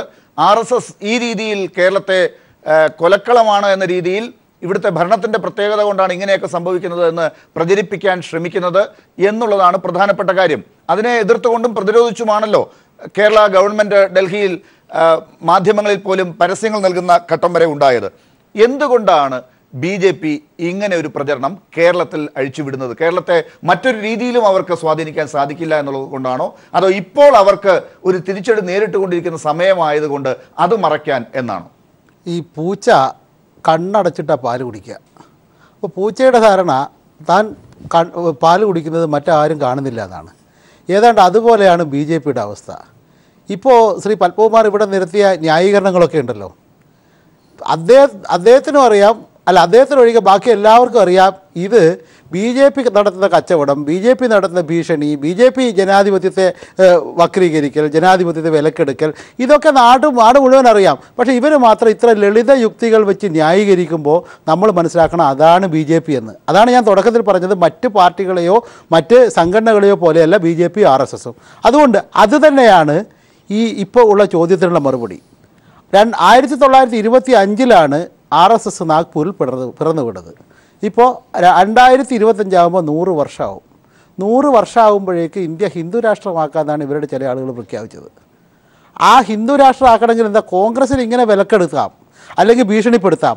അതും അല്ലെങ്കിൽ പിന്നാലെ എൻഫോഴ്സ്മെൻറ്റിനെയും അതുപോലെ ആദായ നികുതി വകുപ്പിനെയും അയച്ച് പേടിപ്പിച്ച് അവരുടെ പൈസ പുറത്തേക്ക് കൊണ്ടുവന്ന് അതുപോലെ അവരുടെ നേരത്തെ ഉണ്ടായിരുന്ന അധാർമിക പ്രവർത്തനം, ഇപ്പോൾ അഴിമതിക്ക് അങ്ങനെയാണല്ലോ പറയുന്നത്, ഈ അധാർമിക പ്രവർത്തനങ്ങളൊക്കെ പിടിച്ച് കോൺഗ്രസിനെ വലയിലാക്കാം. അതുപോലെ മറ്റ് ചെറു കക്ഷികളെ പിടിക്കാം. അങ്ങനെ മൊത്തം കച്ചവടം നടത്തി, അതായത് ഒരു ഭാഗത്ത് വർഗീയത. BJP എന്തുകൊണ്ടാണ് ജനാധിപത്യ വിരുദ്ധമാകുന്നത്, RSS എന്തുകൊണ്ടാണ് ജനാധിപത്യ വിരുദ്ധമാകുന്നത് എന്നതിന് ഉത്തരം ആ രാഷ്ട്രീയ പാർട്ടി വർഗീയത ഉയർത്തിപ്പിടിക്കുന്ന രാഷ്ട്രീയമാണ് കൈകാര്യം ചെയ്തത് എന്തുകൊണ്ടാണ്. ആ വർഗീയതയ്ക്ക് പുറമെയാണ് പിന്നെ കോൺഗ്രസിൻ്റെ പിന്തുടർച്ചക്കാരായിട്ട് കൃത്യമായിട്ട് ജനങ്ങളെ ദ്രോഹിക്കുന്ന സാമ്പത്തിക നയങ്ങൾ അവർ മുറുകെ പിടിക്കുന്നുണ്ട്. അത് അതിനേക്കാൾ മെച്ചപ്പെട്ട രീതിയിൽ കൊണ്ടുപോകുന്നുണ്ട്. മൂന്നാമതാണ് ഇപ്പോൾ ഈ കച്ചവടം, ഇത് രാഷ്ട്രീയം. ഇതൊക്കെ കോൺഗ്രസ് കാണിച്ചു കൊടുത്തതാണ്. നേരത്തെ കാരശ്ശേരി മാഷ് പറഞ്ഞതല്ലേ 1959 എങ്ങനെയാണ് പിരിച്ചുവിടേണ്ടതെന്ന്, അത് BJP വളരെ ഭംഗിയായിട്ട് ഇവർക്ക് ഈ അനുകരണ കലയിൽ ഇവർ വളരെ മിടുക്കന്മാരുമാണ്. അതുകൊണ്ട് തന്നെ കോൺഗ്രസിന് അനുകരിക്കുന്നു. ഇപ്പോൾ തിരിച്ചു കിട്ടുന്നത് കോൺഗ്രസിന് തന്നെയാണ്. ഇപ്പോഴുണ്ടാകുന്ന അവസ്ഥ ഈ കേരളം പോലുള്ള സംസ്ഥാനങ്ങൾ, ഇപ്പോൾ കേരളം എന്ന് പറഞ്ഞാൽ ഇന്ത്യയുടെ വളരെ ചെറിയൊരു സംസ്ഥാനമാണ്. ഈ സംസ്ഥാനം ഉയർത്തുന്ന രാഷ്ട്രീയം അത് BJP അല്പം അലോസരപ്പെടുന്നതാണ്. ഇവർ നാഴികയ്ക്ക് 40 വട്ടം പറയും ഞങ്ങൾ 18 സംസ്ഥാനങ്ങൾ ഭരിക്കുന്ന പാർട്ടി, ഇന്ത്യയിലെ ഏറ്റവും വലിയ പാർട്ടി, രാഷ്ട്രപതി, പ്രധാനമന്ത്രി, ഇപ്പോൾ ഉപരാഷ്ട്രപതിയും അതുപോലെ പാർലമെൻറ്റ് സ്പീക്കർ, അങ്ങനെ ഭരണഘടനാ സ്ഥാപനങ്ങളൊക്കെ കെട്ടിപ്പിടിച്ച് നിൽക്കുന്ന പാർട്ടി. ഞങ്ങൾക്ക് മുന്നിൽ നിങ്ങൾ ആരാണ്? നിങ്ങൾ വെറും തൃണം മാത്രം. പണ്ട് ആന ഉറുമ്പിനോട് പറഞ്ഞതുപോലെയാണ് CPM-നോട് ഇവർ പറയുന്നത്, മറ്റേത് പാർട്ടിയോടും പറയുന്നത് അതാണ്. കയ്യൂക്കുളവൻ്റെ രാഷ്ട്രീയം നമ്മൾ പറയുന്നതാണ്.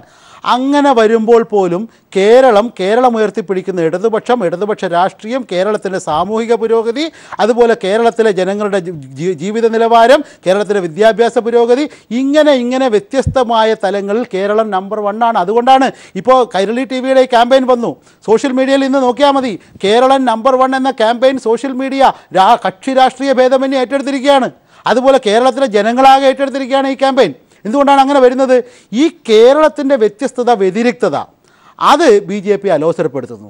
കേരളം ഉയർത്തിപ്പിടിക്കുന്ന രാഷ്ട്രീയമാണ് ഇനി രാജ്യത്തിൻ്റെ ബദലെന്നും ആ ബദലിനെയാണ് പേടിക്കേണ്ടത്. അല്ലാതെ ഈ നാഴികയ്ക്ക് 40 വട്ടം നിറം മാറുന്ന കോൺഗ്രസിനെ പോലുള്ള നട്ടലില്ലാത്ത പാർട്ടി അല്ല പേടിക്കേണ്ടത് എന്നും ഈ BJP തിരിച്ചറിയുന്നു. ഇത് ഈ ചെറുത് എന്ന് പറയുമ്പോൾ ഒരു തീപ്പൊരി എന്ന് പറയുന്ന വളരെ ചെറിയ സാധനമാണ്.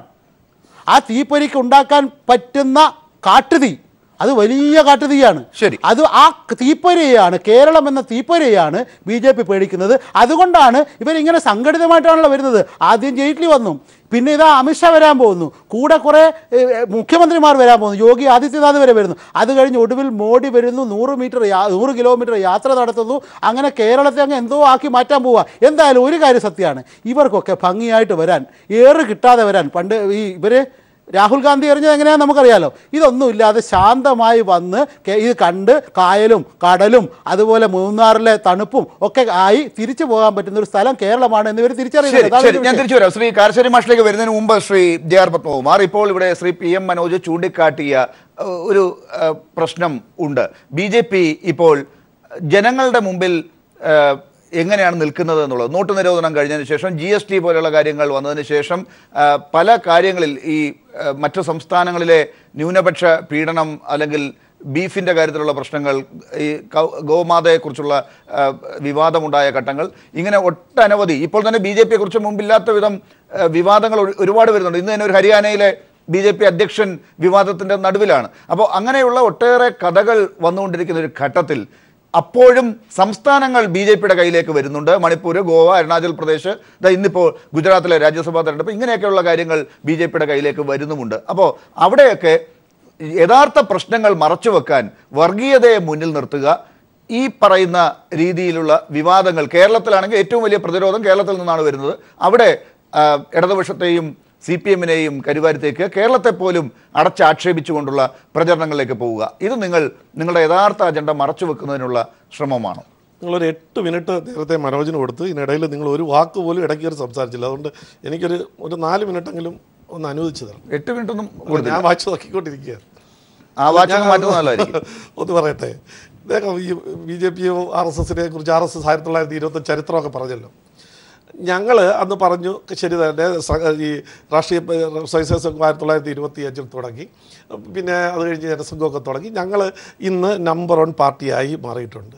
18 സംസ്ഥാനം ഭരിക്കുന്നുണ്ട്, ഇന്ത്യൻ പ്രസിഡന്റ്, പ്രധാനമന്ത്രി, ഏറ്റവും ലോക്സഭയിൽ എല്ലാം ഞങ്ങളായിട്ടുണ്ട്. ഞങ്ങൾ അതനുസരിച്ച് മുന്നോട്ട് തന്നെ പോയിട്ടുണ്ട്.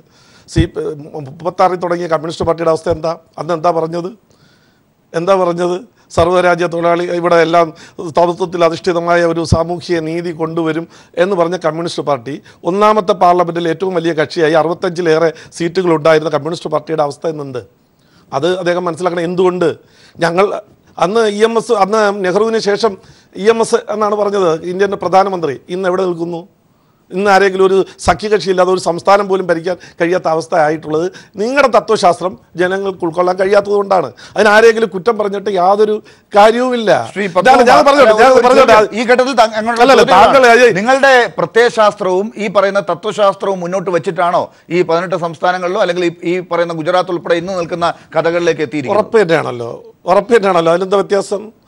ഞങ്ങളെ സംബന്ധിച്ചിടത്തോളം ഇതിനേക്കാൾ വലിയൊരു സാധനമാണ് ഞങ്ങളിൽ ഇരിക്കുന്നത്. ഞങ്ങളുടെ തത്വശാസ്ത്രം ഉണ്ടെങ്കിൽ ആളുകളുടെ മുന്നിൽ പറയുക, അവർ വിശ്വസിക്കട്ടെ, വോട്ട് ചെയ്യട്ടെ, അവർ വോട്ട് ചെയ്ത് അധികാരത്തിൽ അതൊന്നും അല്ലല്ലോ. അത് ആദ്യം പറഞ്ഞത് ലാലിന് അസഹിഷ്ണുത കാണിക്കുന്നത് മനോജ് കാണിച്ചോട്ടെ, അദ്ദേഹം കാണിച്ചോട്ടെ. ചോദ്യം ചോദിക്കുമ്പോൾ എന്നോട് മാത്രം ആവരുതെന്നുള്ളതാണ്. അത് പക്ഷപാതപരമാണ്. എനിക്ക് പറയാൻ അവസരം ചോദിക്കുന്ന വിരോധമില്ല, എനിക്ക് പറയാനുള്ള അവസരം തന്നാൽ മതി. അപ്പോൾ കമ്മ്യൂണിസ്റ്റ് പാർട്ടിയുടെ ഈ ആളുകൾ ഉൾക്കൊള്ളാൻ കഴിയാത്തതിൻ്റെ കുറ്റം അല്ലെങ്കിൽ അത് കഴിയാത്തത് എന്തുകൊണ്ടാണെന്ന് അവർ മനസ്സിലാക്കണം. പിന്നെ കള്ളപ്രചരണം ഇപ്പോഴാ മനസ്സിലാക്കാനുള്ളത്. വടക്കേ ഇന്ത്യയിലെ ഏതെങ്കിലും ഒരു സംസ്ഥാനത്ത് ഒരു മൂലയിൽ ഒരു ഗ്രാമത്തിൽ നടക്കുന്ന ഇഷ്യൂവിനെ മലയാള മാധ്യമങ്ങളെല്ലാം വലിയ രീതിയിൽ ചർച്ച ചെയ്തു. ഇപ്പം ദേശീയ മാധ്യമങ്ങൾ കേരളത്തിൽ നടക്കുന്ന ഈ താലിബാനിസം ചർച്ച ചെയ്യുമ്പം നമുക്ക് നാണക്കേട് തോന്നും. അതെന്താ നാണക്കേട് തോന്നുന്നു? അങ്ങനെയാണെങ്കിൽ മറ്റു സംസ്ഥാനക്കാർ എത്ര ആളുകൾ ഇവിടെ വന്ന് ഇതിനു മുമ്പ് കേരളത്തിൽ പ്രശ്നം ഉണ്ടാക്കിയിട്ട് പോകണം? കാരണം അവരുടെ സംസ്ഥാനത്ത് അങ്ങ് ഈ ചോദ്യം കേൾക്കൂ. അതായത് മറ്റു സംസ്ഥാനങ്ങൾ എന്ന് പറയുന്നത് ഹരിയാനയും ഉത്തർപ്രദേശിനെയും ഒക്കെ ആയിരിക്കും, അങ്ങ് ഉദ്ദേശിച്ച മധ്യപ്രദേശൊക്കെ ആയിരിക്കും. അവരെ കുറിച്ച് നമ്മൾ ചർച്ച ചെയ്തിട്ടുണ്ടെങ്കിൽ അത് തെറ്റാണെങ്കിൽ അവിടുത്തെ മുഖ്യമന്ത്രിക്ക് ദേശീയ ചാനലിൽ വന്ന് മറുപടി കൊടുക്കാം, അല്ലെങ്കിൽ ഇതുപോലെ ഒരു പരസ്യം ഇവിടുത്തെ മാധ്യമങ്ങളിൽ വന്ന് തരാം. അതിനുള്ള വകയില്ലാതെ പോയി.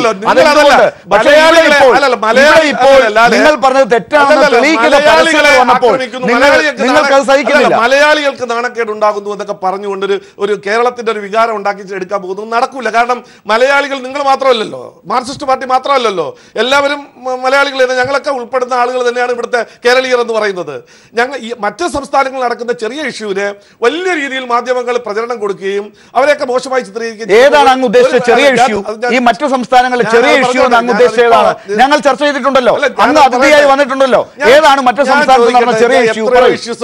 എത്രയോ ഇഷ്യൂസ് ഒന്ന് പറയൂ, ഒരെണ്ണം പറയൂ. BJP കാണുന്ന മറ്റു സംസ്ഥാനങ്ങളിൽ നടന്ന ചെറിയ ഇഷ്യൂ. ഇപ്പോ ഈ ബീഫ് കൈവശം വെച്ചതിന് ഈ വൃദ്ധനെ അടിച്ചു കൊന്നതാണോ? അതാണോ?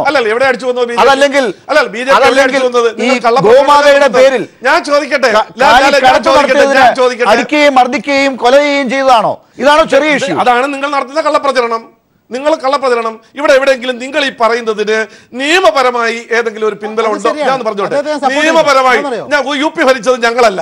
ഈ നിങ്ങൾ പറയുന്ന ബീഫ് വിവാദം ഉണ്ടാകുമ്പോ UP ഭരിച്ചത് അഖിലേഷ് യാദവാണ്, ഞങ്ങളല്ല. ഹരിയാനയിൽ 2 ഹരിജൻ. ശ്രീ പത്മകുമാർ, ഈ പറയുന്ന UP ഭരിച്ചത് അഖിലേഷ് യാദവ് ആയിരിക്കാം, പക്ഷെ ഈ കാര്യങ്ങൾ നടത്തിയത് സംഘപരിവാറാണ്. ശരിയല്ല. എനിക്ക് പറയാനുള്ളത്, ഞാൻ ചോദിക്കട്ടെ, കേരളത്തിൽ പാലക്കാട് ഒരു സ്ത്രീ ഉൾപ്പെടെ CPM ചുട്ടുകൊന്നു. നിങ്ങൾ ചർച്ച ചെയ്തോ? നിങ്ങൾക്ക് എന്റെ കാര്യം ഞാൻ പറയാം, ചർച്ച ചെയ്തോ? ഈ കഴിഞ്ഞ ദിവസം ഈ കേരളത്തിൽ പിണറായി വിജയൻ ഭരിക്കുമ്പോഴാണ് പാവപ്പെട്ട ഒരു ദളിത് വിദ്യാർത്ഥിയെ കൊണ്ട് പോലീസ് മർദ്ദിച്ച് ആത്മഹത്യ ചെയ്തത്. ചർച്ച ചെയ്തോ നിങ്ങൾ? എല്ലാ കാര്യങ്ങളും ഇവിടെ നടന്നിട്ടുള്ള എല്ലാം ചർച്ച ചെയ്തിട്ടുണ്ട്. ഏകപക്ഷീയമായി ഇപ്പോ നമ്മുടെ മുഖത്ത് അടി കിട്ടിയപ്പോ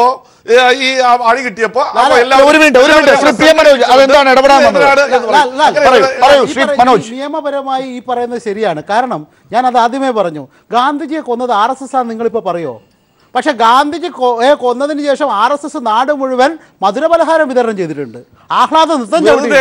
അത് ഞാനല്ല പറഞ്ഞത്.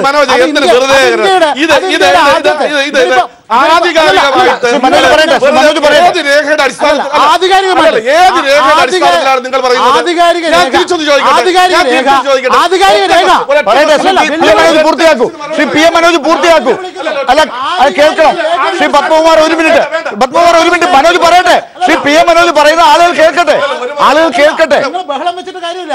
ആധികാരിക രേഖയുടെ അടിസ്ഥാനത്തിൽ ഇന്ത്യയുടെ ആദ്യത്തെ ആഭ്യന്തരമന്ത്രി ആരാന്നറിയോ? സർദാർ വല്ലഭായ് പട്ടേൽ. അദ്ദേഹത്തിന്റെ പ്രതിമയാണ് നിങ്ങൾ സ്ഥാപിക്കാൻ പോകുന്നത്. ആ സർദാർ വല്ലഭായ് പട്ടേൽ എഴുതിയ കത്ത്, അതാണ് ആധികാരിക രേഖ എന്ന് നിങ്ങൾ സമ്മതിക്കുമെങ്കിൽ അതിന്റെ അടിസ്ഥാനത്തിൽ ഞാൻ വെല്ലുവിളിക്കുന്നു. RSS എന്തിനാണ് നിരോധിച്ചത്? എന്തിനാണ് നിരോധിച്ചത്? അതെന്തിനാ അടിച്ചതെന്ന് ചോദിക്കുന്ന പോലെയാണ്. ഗാന്ധിജി എന്തിനാ അവിടെ നിൽക്കുന്നത്? ഗാന്ധിജിയുടെ പേര് പറയുമ്പോൾ ഞാനൊന്ന് നിങ്ങൾക്ക് ചോദിക്കട്ടെ, വിഷമം? ഞാനൊന്ന് അല്ലല്ല, ചോദിക്കട്ടെ. ആധികാരിക രേഖ- ഗാന്ധിജിയുടെ പേര് അല്ലല്ല. പറയുമ്പോൾ നിങ്ങൾക്ക് എന്തിനാ വിഷമം? ഒരു വിഷമവുമില്ല. ഗാന്ധിജിയെ കുറിച്ച് പറയുമ്പോൾ ഒറ്റ നിങ്ങൾ എന്തിനാ ഇങ്ങനെ question, പരിഭ്രമിക്കുന്നത്? ഒറ്റ question. ഗാന്ധിജിയെ അല്ല, ഗാന്ധിയെ കൊന്നതിന് ചോദിക്കട്ടെ. ഗാന്ധിജിയെ ഞാൻ കൊന്നു എന്ന് ഞാൻ നിങ്ങൾ പറഞ്ഞില്ലല്ലോ. ഞാൻ ചോദിച്ചോട്ടെ. ഗാന്ധിജിയെ ഞാൻ ഒരൊറ്റ കൊന്നതിന് question ശേഷം ചോദിച്ചാൽ മറുപടി പറഞ്ഞാൽ മധുര പലഹാരം വിതരണം ചെയ്യുന്ന ഒരിക്കലുമില്ല, നിങ്ങളാണ്. ഒരിക്കലുമില്ല. ശരി, ശരി, നിങ്ങളാ ചെയ്യൂ. ശരി, ശരി. നിങ്ങളാ ചെയ്യൂ. ശ്രീ പത്മകുമാർ, ഒരു മിനിറ്റ്, ഒരു മിനിറ്റ്. ഞാൻ ഒരു question ചോദിക്കാൻ എനിക്ക് അല്ല, ഈ ഒരു ആരോപണം ഉന്നയിച്ചുകൊണ്ട് എനിക്ക് മനോജിനോട് ചോദിക്കാൻ ഒറ്റ question ചോദിക്കാം. അതിനൊരു മറുപടി കൂടെ പറയൂ. അല്ല, ഞാൻ മറുപടി പറയാം. ശരി, ഒറ്റ ശരി. question. ആ. ടി.പി. ചന്ദ്രശേഖരനെ ചേർന്ന് കൊന്നത് CPM ആണോ? പറ, മറുപടി പറ. ശരി, ശരി, അല്ല, ശരി. ടി.പി. ചന്ദ്രശേഖരനെ കൊന്നത് മാർക്സിസ്റ്റ് ഇല്ല, പാർട്ടിയാണോ? ഈ ചർച്ച ഇങ്ങനെ മുന്നോട്ട് കൊണ്ടുപോകാൻ സമ്മതിക്കില്ല. ഒരു മിനിറ്റ്. ദയവായി ഇങ്ങനെ മുന്നോട്ട് പോകാൻ സാധിക്കില്ല. അതിനാണോ അല്ല, എന്താണോ നിങ്ങളെ- മറുപടി? അല്ല, നിങ്ങളെ ആണോ? ഇല്ല. ആണോ? ഒരു മിനിറ്റ്. ശ്രീ പത്മകുമാർ, എനിക്ക് കാരശ്ശേരി മാഷിലേക്ക് പോകാനുണ്ട്. ശ്രീ കാരശ്ശേരി മാഷ്, ഈ ഗാന്ധിജിയെ കൊന്നത് RSS ആണോ എന്ന് ചോദിക്കുമ്പോ ടി.പി. ചന്ദ്രശേഖരനെ കൊന്നത് CPM ആണോ എന്ന് പറയൂ എന്നാണ് തിരിച്ചു ചോദിക്കുന്നത്. ഇല്ല, ഈ ചോദ്യം അവിടെ നിൽക്കട്ടെ. ശ്രീ കാരശ്ശേരി മാഷ്, എന്റെ ചോദ്യം ഇതാണ്. ഇപ്പോൾ ഈ ജനാധിപത്യത്തെ ഒരു മിനിറ്റ് ശ്രീ കാരശ്ശേരി മാഷ്, ഈ ജനാധിപത്യത്തെ പിന്തുണയ്ക്കാൻ വേണ്ടിയുള്ള ചർച്ചയാണല്ലോ നമ്മൾ നടത്തുന്നത്. അതിന് ഇന്ത്യയിൽ ഈ വിവിധ ഭാഗങ്ങളിൽ കാലങ്ങളായി നടക്കുന്ന പ്രശ്നങ്ങളാണ് നമ്മളിപ്പോൾ ചർച്ചയിലേക്ക് കൊണ്ടുവരാൻ ശ്രമിച്ചത്. അപ്പോഴാണ് BJPയുടെ മറുപടി ഈ രീതിയിൽ വന്നത്. അതിനെ പ്രതിരോധിക്കാൻ BJP പറയുന്നത് CPM കേരളത്തിൽ എന്തൊക്കെ ചെയ്യുന്നു, ഈ അടുത്ത കാലത്തുണ്ടായ കൊലപാതകങ്ങളും ഇതൊക്കെ എങ്ങനെയാണെന്നാണ് മറുപടിയായി പറയുന്നത്. CPMന്റെ പ്രതിരോധം അത് ഇന്ത്യയിൽ ഇന്ന് എടുത്തു കാണിക്കാൻ പറ്റുന്ന ഒരു പ്രതിരോധമായി തന്നെ വ്യത്യസ്തമായ രാഷ്ട്രീയ വീക്ഷണമുള്ള ആളാണെങ്കിൽ കൂടി ശ്രീ കാരശ്ശേരി മാഷ് കരുതുന്നുണ്ടോ BJPക്ക് ഒരു ബദലായി പ്രതിരോധിക്കാൻ ഇപ്പോൾ CPM ജാഗ്രത കാണിക്കുന്നുണ്ട് എന്ന്? അല്ല ലാലെ, ഇത് CPMന്റെ ഒരു പ്രശ്നമല്ല. ഇത് ഇന്ത്യൻ ജനങ്ങളുടെ, ഇന്ത്യൻ ജനാധിപത്യത്തിൻ്റെ പ്രശ്നമാണ്. അതായത് അഭിപ്രായ വ്യത്യാസങ്ങളുണ്ടാവും, ജനങ്ങൾക്ക് അഭിപ്രായങ്ങൾ മാറും, അവർ വോട്ട് മാറി ചെയ്യും. ചില ആളുകളെ ഭരണത്തിൽ കയറ്റും, ചില ആളുകളെ ഭരണത്തിൽ ഇറക്കി വിടും. ഇപ്പോൾ കേരളത്തിൽ UDF LDF UDF LDF എന്നിങ്ങനെ മാറ്റി കളിക്കുന്ന ഇവിടുത്തെ ജനങ്ങളാണ്. അപ്പോൾ ഇതിൻ്റെ ഒരു പ്രശ്നം ഇതാണ്, മതേതര രാഷ്ട്രം നിലനിന്നാൽ മാത്രമേ നമ്മുടെ ജനാധിപത്യത്തിന് മുന്നോട്ട് പോകാൻ കഴിയുള്ളൂ. ഇന്ത്യൻ സാഹചര്യത്തിലും ഏത് സാഹചര്യത്തിലും, ഇന്ത്യൻ സാഹചര്യത്തിൽ വിശേഷിച്ചും ജനാധിപത്യവും മതേതരത്വവും ഒന്നാണ്. മതേതരത്വം ഇല്ലാതെയായി കഴിഞ്ഞാൽ ദുർബലമാകുന്നത്, ജീർണിക്കുന്നത്, നശിക്കുന്നത് നമ്മുടെ ജനാധിപത്യമാണ് എന്ന ഒരു തിരിച്ചറിവ് ഇപ്പോഴെങ്കിലും നമുക്കുണ്ടായില്ലെങ്കിൽ കാര്യം അപകടമാണ്. തീർച്ചയായിട്ടും കേരളത്തിൽ ഇപ്പോൾ ഭരണം നയിക്കുന്നത് CPM ആണ്. എല്ലാവർക്കും അറിയുന്ന മാതിരി ഈ 18 സംസ്ഥാനങ്ങളിലും BJP അധികാരത്തിലുണ്ട്. അവർ മുന്നോട്ട് വയ്ക്കുന്ന രാഷ്ട്രീയം കൃത്യമായിട്ട് പറഞ്ഞാൽ മതേതര രാഷ്ട്രീയമല്ല, മതരാഷ്ട്രീയമാണ്. അതിൻ്റെ ഏറ്റവും വലിയ തെളിവുകളാണ് പള്ളിയും പശുവും ഒക്കെ ഇവിടുത്തെ ജനങ്ങളുടെ പ്രശ്നങ്ങളാണെന്ന് പറയുന്നത്. അതിനെതിരായിട്ട് പ്രവർത്തിക്കുന്ന കാര്യത്തിൽ എത്രയോ ദുർബലമായി പോയി കോൺഗ്രസ്. നമ്മൾ ഓർമ്മിക്കേണ്ടതാണ്, UPയിൽ ഗോവധം നിരോധിച്ചത് BJP അല്ല, കോൺഗ്രസ് ആണ്. അവർ കളിച്ചുകൊണ്ടിരുന്ന മൃദു ഹിന്ദുത്വത്തിൻ്റെ കാർഡാണ് ഇപ്പോൾ വലിയ അളവിൽ, വളരെ തീവ്രമായി, വളരെ അപകടകരമായ രീതിയിൽ BJP ഉപയോഗിച്ചുകൊണ്ടിരിക്കുന്നത്. അപ്പം ഇതിൽ കോൺഗ്രസ് നിരപരാധിയാണ് എന്ന് ഞാൻ തീരെ വിചാരിക്കുന്നില്ല. കഴിഞ്ഞ 70 കൊല്ലം കൊണ്ട് നമ്മുടെ മതേതരത്തെ ദുർബലമാക്കിയതിൽ വലിയ പങ്ക്, വലിയ കുറ്റം കോൺഗ്രസ് ചെയ്തിട്ടുണ്ട്. ഇന്നിപ്പോൾ BJP കോൺഗ്രസ് മുക്ത ഭാരതം എന്നൊരു മുദ്രാവാക്യം വയ്ക്കുമ്പോൾ കോൺഗ്രസ് നിലനിൽക്കണം, കാരണം നമുക്ക് മതേതരത്വം വേണം എന്ന് പറയാൻ പല സംസ്ഥാനങ്ങളിലും ജനങ്ങൾക്കോ നേതാക്കന്മാർക്കോ സാധിക്കാത്ത തരത്തിൽ കാര്യങ്ങൾ മോശമായിട്ടുണ്ട്. അതിനെതിരായി സോഷ്യലിസ്റ്റുകൾ നിൽക്കും എന്ന് നമ്മൾ വിചാരിച്ചു. ബീഹാറിൽ നിതീഷിൻ്റെ ഗവൺമെൻറ് ആദ്യം വന്നപ്പോൾ ഉണ്ടായിരുന്ന പ്രതീക്ഷ അതാണ്. അതും കൂടി വിലയ്ക്ക് വാങ്ങി. അതുകൊണ്ട് ഇപ്പോൾ എനിക്ക് തോന്നുന്നത് കോൺഗ്രസ് ഇത് തിരിച്ചറിയണം, കോൺഗ്രസ് തെറ്റ് തിരുത്തണം. മറ്റ് പാർട്ടികളും, കാരണം 2019 ഇലക്ഷൻ കഴിഞ്ഞാൽ പിന്നെ ഇലക്ഷൻ ഉണ്ടാവുകയില്ല എന്ന് ആ തരത്തിൽ ആശങ്കപ്പെടാവുന്ന രീതിയിലാണ് കാര്യങ്ങൾ പോകുന്നത്. മതേതര രാഷ്ട്രീയത്തിൽ നിന്ന് മതരാഷ്ട്രീയത്തിലേക്ക് വളരെ വേഗം വഴിമാറിക്കൊണ്ടിരിക്കുന്ന ഒരു ദുരവസ്ഥയാണ് ഇവിടെ വരുന്നത്. നമ്മൾ എന്നും ഓർമ്മിക്കേണ്ടതാണ്, ഇന്ത്യയിൽ മതേതരത്വമില്ലാതെ ജനാധിപത്യമോ ജനാധിപത്യമില്ലാതെ മതേതരത്വമോ നിലനിൽക്കുകയില്ല. BJP ദേശീയതയുടെ അപകടം പിടിച്ച ദേശീയതയുടെ മുദ്രാവാക്യങ്ങൾ ഉയർത്തുന്നത് ഈ ജനാധിപത്യത്തെയും മതേതരത്വത്തെയും ഒരുപോലെ അപകടപ്പെടുത്താനാണ് എന്ന് നമ്മൾ തിരിച്ചറിയണം. ഇതിൽ കോൺഗ്രസിന് പങ്കുണ്ടാവണം, CPM-ന് പങ്കുണ്ടാവണം, സോഷ്യലിസ്റ്റുകൾക്ക് പങ്കുണ്ടാവണം. അങ്ങനെയല്ലാതെ തൃണമൂൽ കോൺഗ്രസിന് പങ്കുണ്ടാവണം. അങ്ങനെയല്ലാതെ നമ്മുടെ ജനാധിപത്യത്തെയോ മതേതരത്വത്തെയോ ദേശീയതയോ രക്ഷിക്കാൻ കഴിയും എന്ന് എനിക്ക് തീരെ തോന്നുന്നില്ല. ശരി, ജനാധിപത്യത്തെ പിന്തുണയ്ക്കാനുള്ള ഈ ക്യാമ്പയിൻ കേരളത്തിൽ നിന്ന് ആരംഭിക്കുമ്പോൾ മറ്റ് സംസ്ഥാനങ്ങളിൽ ഇന്ത്യ ഒട്ടാകെ ഇത് ഏത് രീതിയിലാണ് ഏറ്റെടുക്കുക, പടരുക? ശ്രീ JR പത്മകുമാർ, അപ്പോൾ ഈ BJP ഒരു മറയാണ്, RSS ആണ് കൃത്യമായി കാര്യങ്ങൾ നടപ്പിലാക്കുന്നത്. ഈ ഇന്ത്യ ഒട്ടാകെ RSSന്റെ ഒരു അജണ്ട കൊണ്ടുവരിക എന്നുള്ളതിൻ്റെ ഭാഗമായിട്ടാണ് ഇപ്പോൾ നിങ്ങൾ കഴിഞ്ഞ കാലങ്ങളിലെ RSSന്റെ ചെയ്തികളെ പോലും ന്യായീകരിച്ചുകൊണ്ട് RSSനൊരു ജനകീയ മുഖം ഉണ്ടാക്കി കൊടുക്കാനുള്ള ശ്രമം നടത്തുന്നത്. അതാണോ ഈ അബദ്ധത്തിലൊക്കെ നിങ്ങളെ കൊണ്ടുവന്ന് ചാടിക്കുന്നത്? ഒരബദ്ധമില്ല. ഈ RSS എന്ന് പറഞ്ഞ് പ്രചരിപ്പിക്കുന്നത് ഇപ്പോൾ BJP നേരിടാനുള്ള ഒരു ആത്മബലമില്ലാത്തത് കൊണ്ട് RSSൻ്റെ പുറകിലാണ്, RSS ആണ് ഇതിൻ്റെ പുറകിലെന്ന് പറഞ്ഞു. കാരശ്ശേരി മാഷിനെ പോലുള്ള ആളുകളൊക്കെ കുറേ നിഷ്പക്ഷമായി വസ്തുതകൾ വിലയിരുത്തുമെന്നാണ് ഞാൻ പ്രതീക്ഷിച്ചിരുന്നത്. അദ്ദേഹവും ഈ രാജ്യത്ത് നടക്കുന്ന ചില മതത്തിൻ്റെ അടിസ്ഥാനത്തിൽ നടക്കുന്ന കാര്യങ്ങൾ കാണാൻ കഴിയുന്നില്ല എന്നുള്ളത് വളരെ വേദനാജനകമാണ്. അതോടെ ഇരിക്കട്ടെ. RSS ഞങ്ങളിവിടെ ഈ BJP ഉണ്ടായത് എങ്ങനെയാണ്? BJP ഉണ്ടായത് RSSുമായുള്ള ബന്ധം ജനതാ ഗവൺമെൻറ്റിൻ്റെ കാലഘട്ടത്തിൽ ജനസംഘ ഗ്രൂപ്പ് അത് ജനതാ പാർട്ടിയിൽ നിന്ന് മാറി വന്നത് RSSുമായുള്ള ബന്ധം ഉപേക്ഷിക്കണമെന്നൊരു നിലപാട് സോഷ്യലിസ്റ്റ് എന്ന ആളുകൾ എടുത്തതുകൊണ്ടാണ്. ഞങ്ങൾ പറഞ്ഞു അതല്ല, BJPയുമായി RSSുമായുള്ള ബന്ധം നിലനിർത്തിക്കൊണ്ട് ഞങ്ങളെ സംഘടന അവർക്ക് മുന്നോട്ട് കൊണ്ടുപോകാൻ കഴിയൂ എന്ന് പറഞ്ഞുകൊണ്ട് തന്നെയാണ് ഭാരതീയ ജനതാ പാർട്ടി ഉണ്ടായത്. RSSും BJPയും തമ്മിലുള്ള പൊക്കിൾക്കൊടി ബന്ധം അറിയാത്ത ആളുകളല്ല ഇന്ത്യയിലുള്ളത്. അത് കഴിഞ്ഞതിന് ശേഷം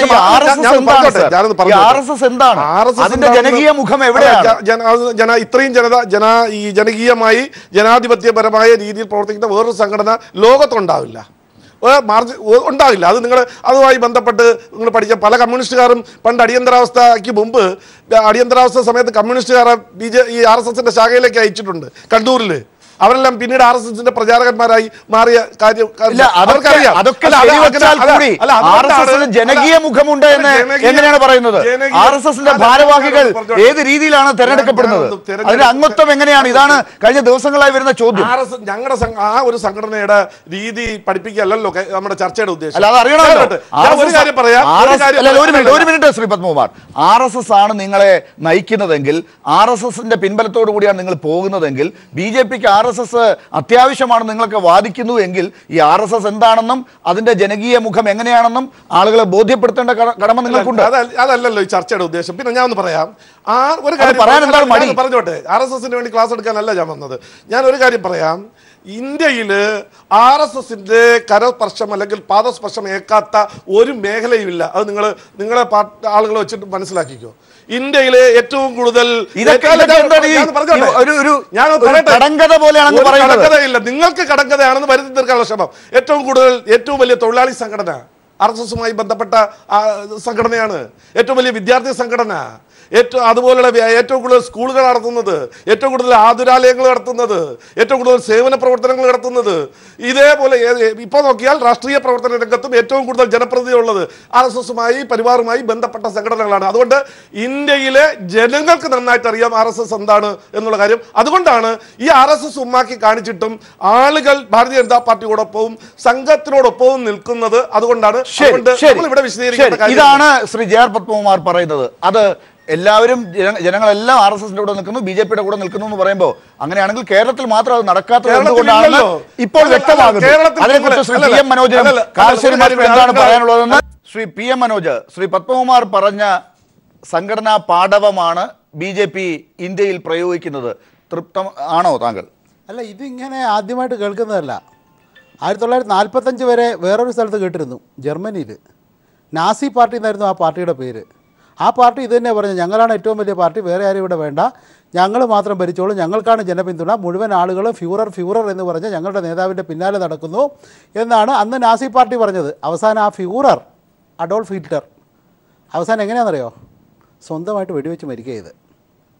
ഞാനത് അതുപോലെ ഇവിടെ BJP-ക്കാർ മരിക്കുന്നു എന്നല്ല പറയുന്നത് കേട്ടോ, അങ്ങനെ തെറ്റിദ്ധരിക്കണ്ട.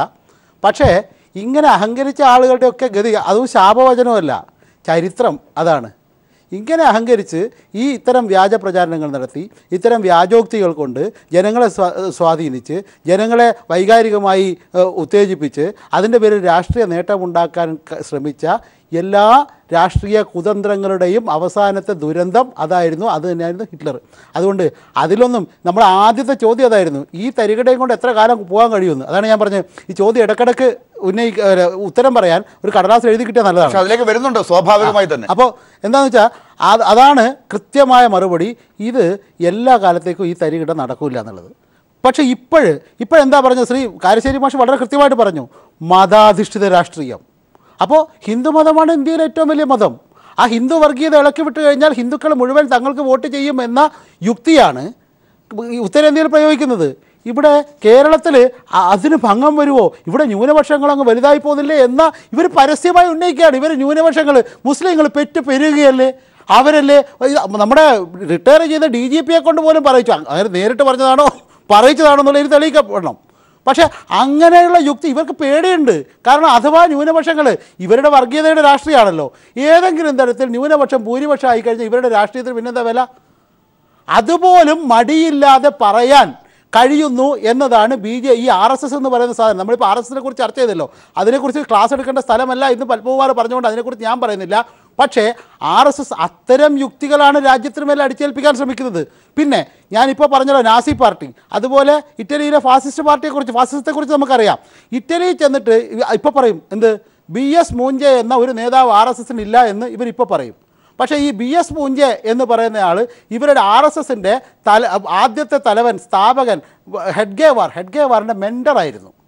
ഈ BS മൂഞ്ചെ എന്താ ചെയ്തത്, RSS രൂപീകരണ ഘട്ടത്തിൽ നേരെ ഇറ്റലി ചെന്നു. അവിടെ ചെന്ന് മുസോളിനിയുടെ അടുത്ത്, അതുപോലെ അവിടെയുള്ള ഈ ഫാസിസത്തിൻ്റെ യുവജന സംഘടന എങ്ങനെ പ്രവർത്തിക്കുന്നു എന്ന് മനസ്സിലാക്കി അതിൻ്റെ സംഘടനാ ശൈലി ഇവിടെ കൊണ്ടുവന്നിട്ട് ഇവിടെ സൈനിക് സ്കൂൾ മാത്രമല്ല സ്ഥാപിച്ചത്, ഇവിടെ RSS-ന് ആ സംഘടനാ ശൈലി പകർന്നു കൊടുക്കുകയും ചെയ്തു. ഗോൾവാൾക്കർ കൃത്യമായി നാസി പ്രത്യയശാസ്ത്രം പറഞ്ഞ് ഫലിപ്പിച്ചെങ്കിൽ അത് ഇന്ത്യയിൽ RSS-ന്റെ സംഘടനാ ശരീരത്തിലേക്ക് കുത്തിച്ചെലുത്തിയത് BS മൂഞ്ചയാണ്. ഇങ്ങനെ കൃത്യമായി വൈദേശികമായി ഇവർ കമ്മ്യൂണിസ്റ്റുകാരെ കുറിച്ച് പറയുമ്പോൾ ഇവർ വിദേശികളാണ്, വൈദേശിക ആധിപത്യമാണ് ഇവർ കൊണ്ടുവരാൻ ശ്രമിക്കുന്നത് എന്ന് പറയും. മുസ്ലിങ്ങളെ കുറിച്ച് പറയുമ്പോൾ അറേബ്യയിൽ നിന്ന് കട്ടുകടത്തുകയാണ് അവർ സംസ്കാരം എന്ന് പറയും. എന്നാൽ ഇവർ പോയിട്ട് ഇറ്റലിയിൽ നിന്നും ജർമ്മനിയിൽ നിന്നും കൊണ്ടുപോയിട്ട് കൊണ്ടുവന്ന സാധനമാണ് ഇവിടെ പ്രയോഗിക്കുന്നത്. അതുകൊണ്ട് തന്നെ തിരിച്ചു വരാം. ശ്രീ MN കാരശ്ശേരി, അപ്പോൾ ഈ കാര്യത്തിൽ നിന്ന് എന്താണ് മനസ്സിലാക്കാൻ സാധിക്കുന്നത്? നമ്മൾ നരേന്ദ്രമോദി അധികാരത്തിലേക്ക് വന്ന 2014 കേട്ട ചില കാര്യങ്ങളുണ്ട്.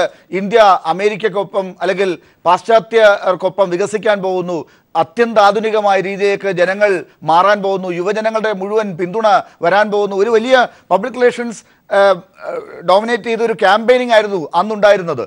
ആ രീതിയിൽ പിന്നീട് നമ്മൾ കേൾക്കുന്നതൊക്കെ ഇപ്പോൾ ശ്രീ PM മനോജ് ചൂണ്ടിക്കാട്ടിയതുപോലെയുള്ള വളരെ പിന്നാക്കം വലിക്കുന്ന പഴയ രീതിയിലേക്ക് RSS-ന്റെ നേതൃത്വത്തിൽ തത്വശാസ്ത്രം ഏതാണെന്ന് കൃത്യമായി പത്മകുമാറിന് പറയാൻ സാധിക്കുന്നില്ലെങ്കിലും അതൊരു ഭൂരിപക്ഷ മത വർഗീയതയുടെ രീതിയിൽ രാജ്യത്തെ മുന്നോട്ടേക്ക് കൊണ്ടുപോകാൻ ശ്രമിക്കുന്ന രീതിയിലാണ് നമുക്ക് അനുഭവപ്പെട്ടത്. അത് ശരിയോ തെറ്റോ എന്നുള്ളത് രണ്ടാമത്തെ കാര്യം. അപ്പോൾ അങ്ങനെ നിൽക്കുന്ന ഒരു ഘട്ടത്തിൽ ഈ കാര്യങ്ങൾക്ക് എത്രമാത്രം ആയുസ്സുണ്ട്? ചുരുങ്ങിയ വാക്കുകളിൽ.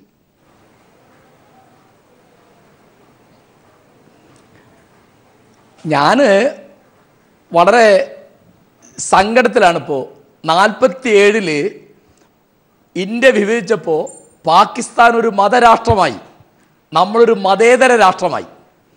ഒരു മതരാഷ്ട്രമായാൽ എന്തൊക്കെ ആപത്ത് വരും എന്ന് നമുക്ക് വേറെ ചരിത്ര പുസ്തകം നോക്കണ്ട, പാകിസ്ഥാനിലേക്ക് നോക്കിയാൽ മതി. അവിടെ ജമീന്ദാരി സമ്പ്രദായം അവസാനിപ്പിക്കാനുള്ള ശ്രമം പോലും പരാജയപ്പെട്ടു. കാരണം മതപണ്ഡിതന്മാരെതിരായിരുന്നു. അവിടെ മതരാഷ്ട്രീയം കൊണ്ട് എങ്ങനെയാണ്, പ്രത്യേകിച്ച് മുസ്ലിങ്ങൾ 98% മുസ്ലിങ്ങളുടെ ആ രാജ്യത്ത് മതരാഷ്ട്രം കൊണ്ട് ഏറ്റവും കഷ്ടപ്പെടുന്നത് മുസ്ലിങ്ങളാണ്. ഇപ്പോൾ സ്ത്രീ വിരുദ്ധമായും ദളിത് വിരുദ്ധമായും മാറിക്കൊണ്ടിരിക്കുന്ന ഇന്ത്യ അത് മതരാഷ്ട്രത്തിലേക്ക് പോയിക്കൊണ്ടിരിക്കുകയാണ്. അപ്പോൾ മതേതര രാഷ്ട്രീയം മാത്രമേ ജനങ്ങളുടെ പൗരാവകാശങ്ങളും സ്വാതന്ത്ര്യവും പുരോഗതിയും ഉറപ്പുവരുത്തുകയുള്ളൂ. ആലോചിച്ച് നോക്കൂ, അതായത് ഈ വിമാനം 1000 കണക്കിന് കൊല്ലം മുമ്പ് ഇന്ത്യയിൽ ഉണ്ടായിരുന്നു എന്ന് പറയുന്ന ശാസ്ത്രകാരന്മാർ ഓക്സിജൻ പ്രാണവായു പുറത്തേക്ക് വിടുന്ന ഒരു മൃഗമാണ് പശു എന്ന് പറയുന്ന ശാസ്ത്രകാരന്മാരുള്ള ഒരു രാജ്യമായിരിക്കാം. ഇന്ത്യയുടെ പ്രതിച്ഛായ ഇന്ത്യക്ക് പുറത്ത് വളരെ കഷ്ടമാണ്. പാകിസ്ഥാനെ പറ്റിയുള്ള ഒരു തമാശയുണ്ട്. എന്താന്ന് വിചാരിച്ചാൽ 3A ആണ് അവിടെ ഭരിക്കുന്നത്. 1 അള്ളാഹു, 2 ആർമി, 3 അമേരിക്ക. ഇപ്പോൾ അമേരിക്കൻ ചേരിയിലുള്ള ഒരു രാഷ്ട്രമാണ് ഇന്ത്യ. ഡൊണാൾഡ് ട്രംപിൻ്റെ ഒരു സഹപ്രവർത്തകനാണ് മോദി. എന്ന് പറഞ്ഞാൽ ഇവിടുത്തെ ആഗോളവൽക്കരണം, ഇവിടുത്തെ മുതലാളിത്തം, ഇവിടുത്തെ എല്ലാ തരത്തിലുള്ള പിന്തിരിപ്പൻ സ്വഭാവവും, അതിൽ പ്രത്യേകിച്ച് മതരാഷ്ട്രീയം. അതുകൊണ്ട് പാകിസ്ഥാൻ എങ്ങനെയാണ് ഈ തരത്തിൽ ജീർണിച്ചു പോയത് എന്ന് തിരിച്ചറിഞ്ഞാൽ ഇവിടുത്തെ BJPക്ക് കൊള്ളാം, നമുക്കും കൊള്ളാം. കാരണം BJP, ഞാൻ ആവർത്തിക്കുകയാണ്, 18 സംസ്ഥാനങ്ങൾ ഭരിക്കുന്ന ഒരു പാർട്ടിയാണ്. ഇന്ന് ഇന്ത്യയിലെ ഏറ്റവും വലിയ പാർട്ടിയാണ്. അപ്പം അവർ മതരാഷ്ട്രീയത്തിലേക്ക് പോയിക്കൊണ്ടിരിക്കുകയാണെങ്കിൽ അതിൻ്റെ ഏറ്റവും വലിയ ഇരകൾ ഇവിടുത്തെ അവര് ആരുടെ രക്ഷകരായിട്ട് വരുന്നോ. ശരി, എന്തായാലും ഞാൻ ഇടപെടുകയാണ്. സമയത്തിന്റെ പരിമിതി കൊണ്ട് മാത്രമാണ് ഈ ഒന്നാം ഘട്ട ചർച്ച ഇവിടെ അവസാനിപ്പിക്കേണ്ടി വരുന്നു. കാരശ്ശേരി മാഷ് പറഞ്ഞ കാര്യത്തിൽ ഒരു കാര്യം കൂടി ചേർക്കുകയാണ്. ആൺമയിലിന്റെ കണ്ണീരിൽ നിന്നാണ് പെൺമയിൽ ഗർഭം ധരിക്കുന്നത് എന്ന് പറഞ്ഞു വെച്ച ജസ്റ്റിസുമാർ ഈ അടുത്ത കാലത്താണ് വിരമിച്ചത് ഹൈക്കോടതികളിൽ നിന്ന് എന്നുള്ളത് കൂടി ഈ ഘട്ടത്തിൽ സപ്പോർട്ട് ഡെമോക്രസി ക്യാമ്പയിന്റെ ഭാഗമായുള്ള ചർച്ചയുടെ ഒന്നാം ഘട്ടത്തിൽ പറഞ്ഞു വെക്കേണ്ടി വരുന്നു. ഈ ചർച്ചയിൽ ഈ ഘട്ടത്തിൽ പങ്കെടുത്ത Shri PM Manoj, Shri JR Padmakumar, Shri MN Karassery എന്നിവർക്ക് നന്ദി. അടുത്ത ഘട്ടത്തിലാണ് ഇന്നത്തെ എപ്പിസോഡ് ഗുജറാത്ത് എങ്ങനെ ജനാധിപത്യ ധ്വംസനത്തിന് പങ്ക് വഹിച്ചു എന്നത് കൂടുതൽ ചർച്ച ചെയ്യുക.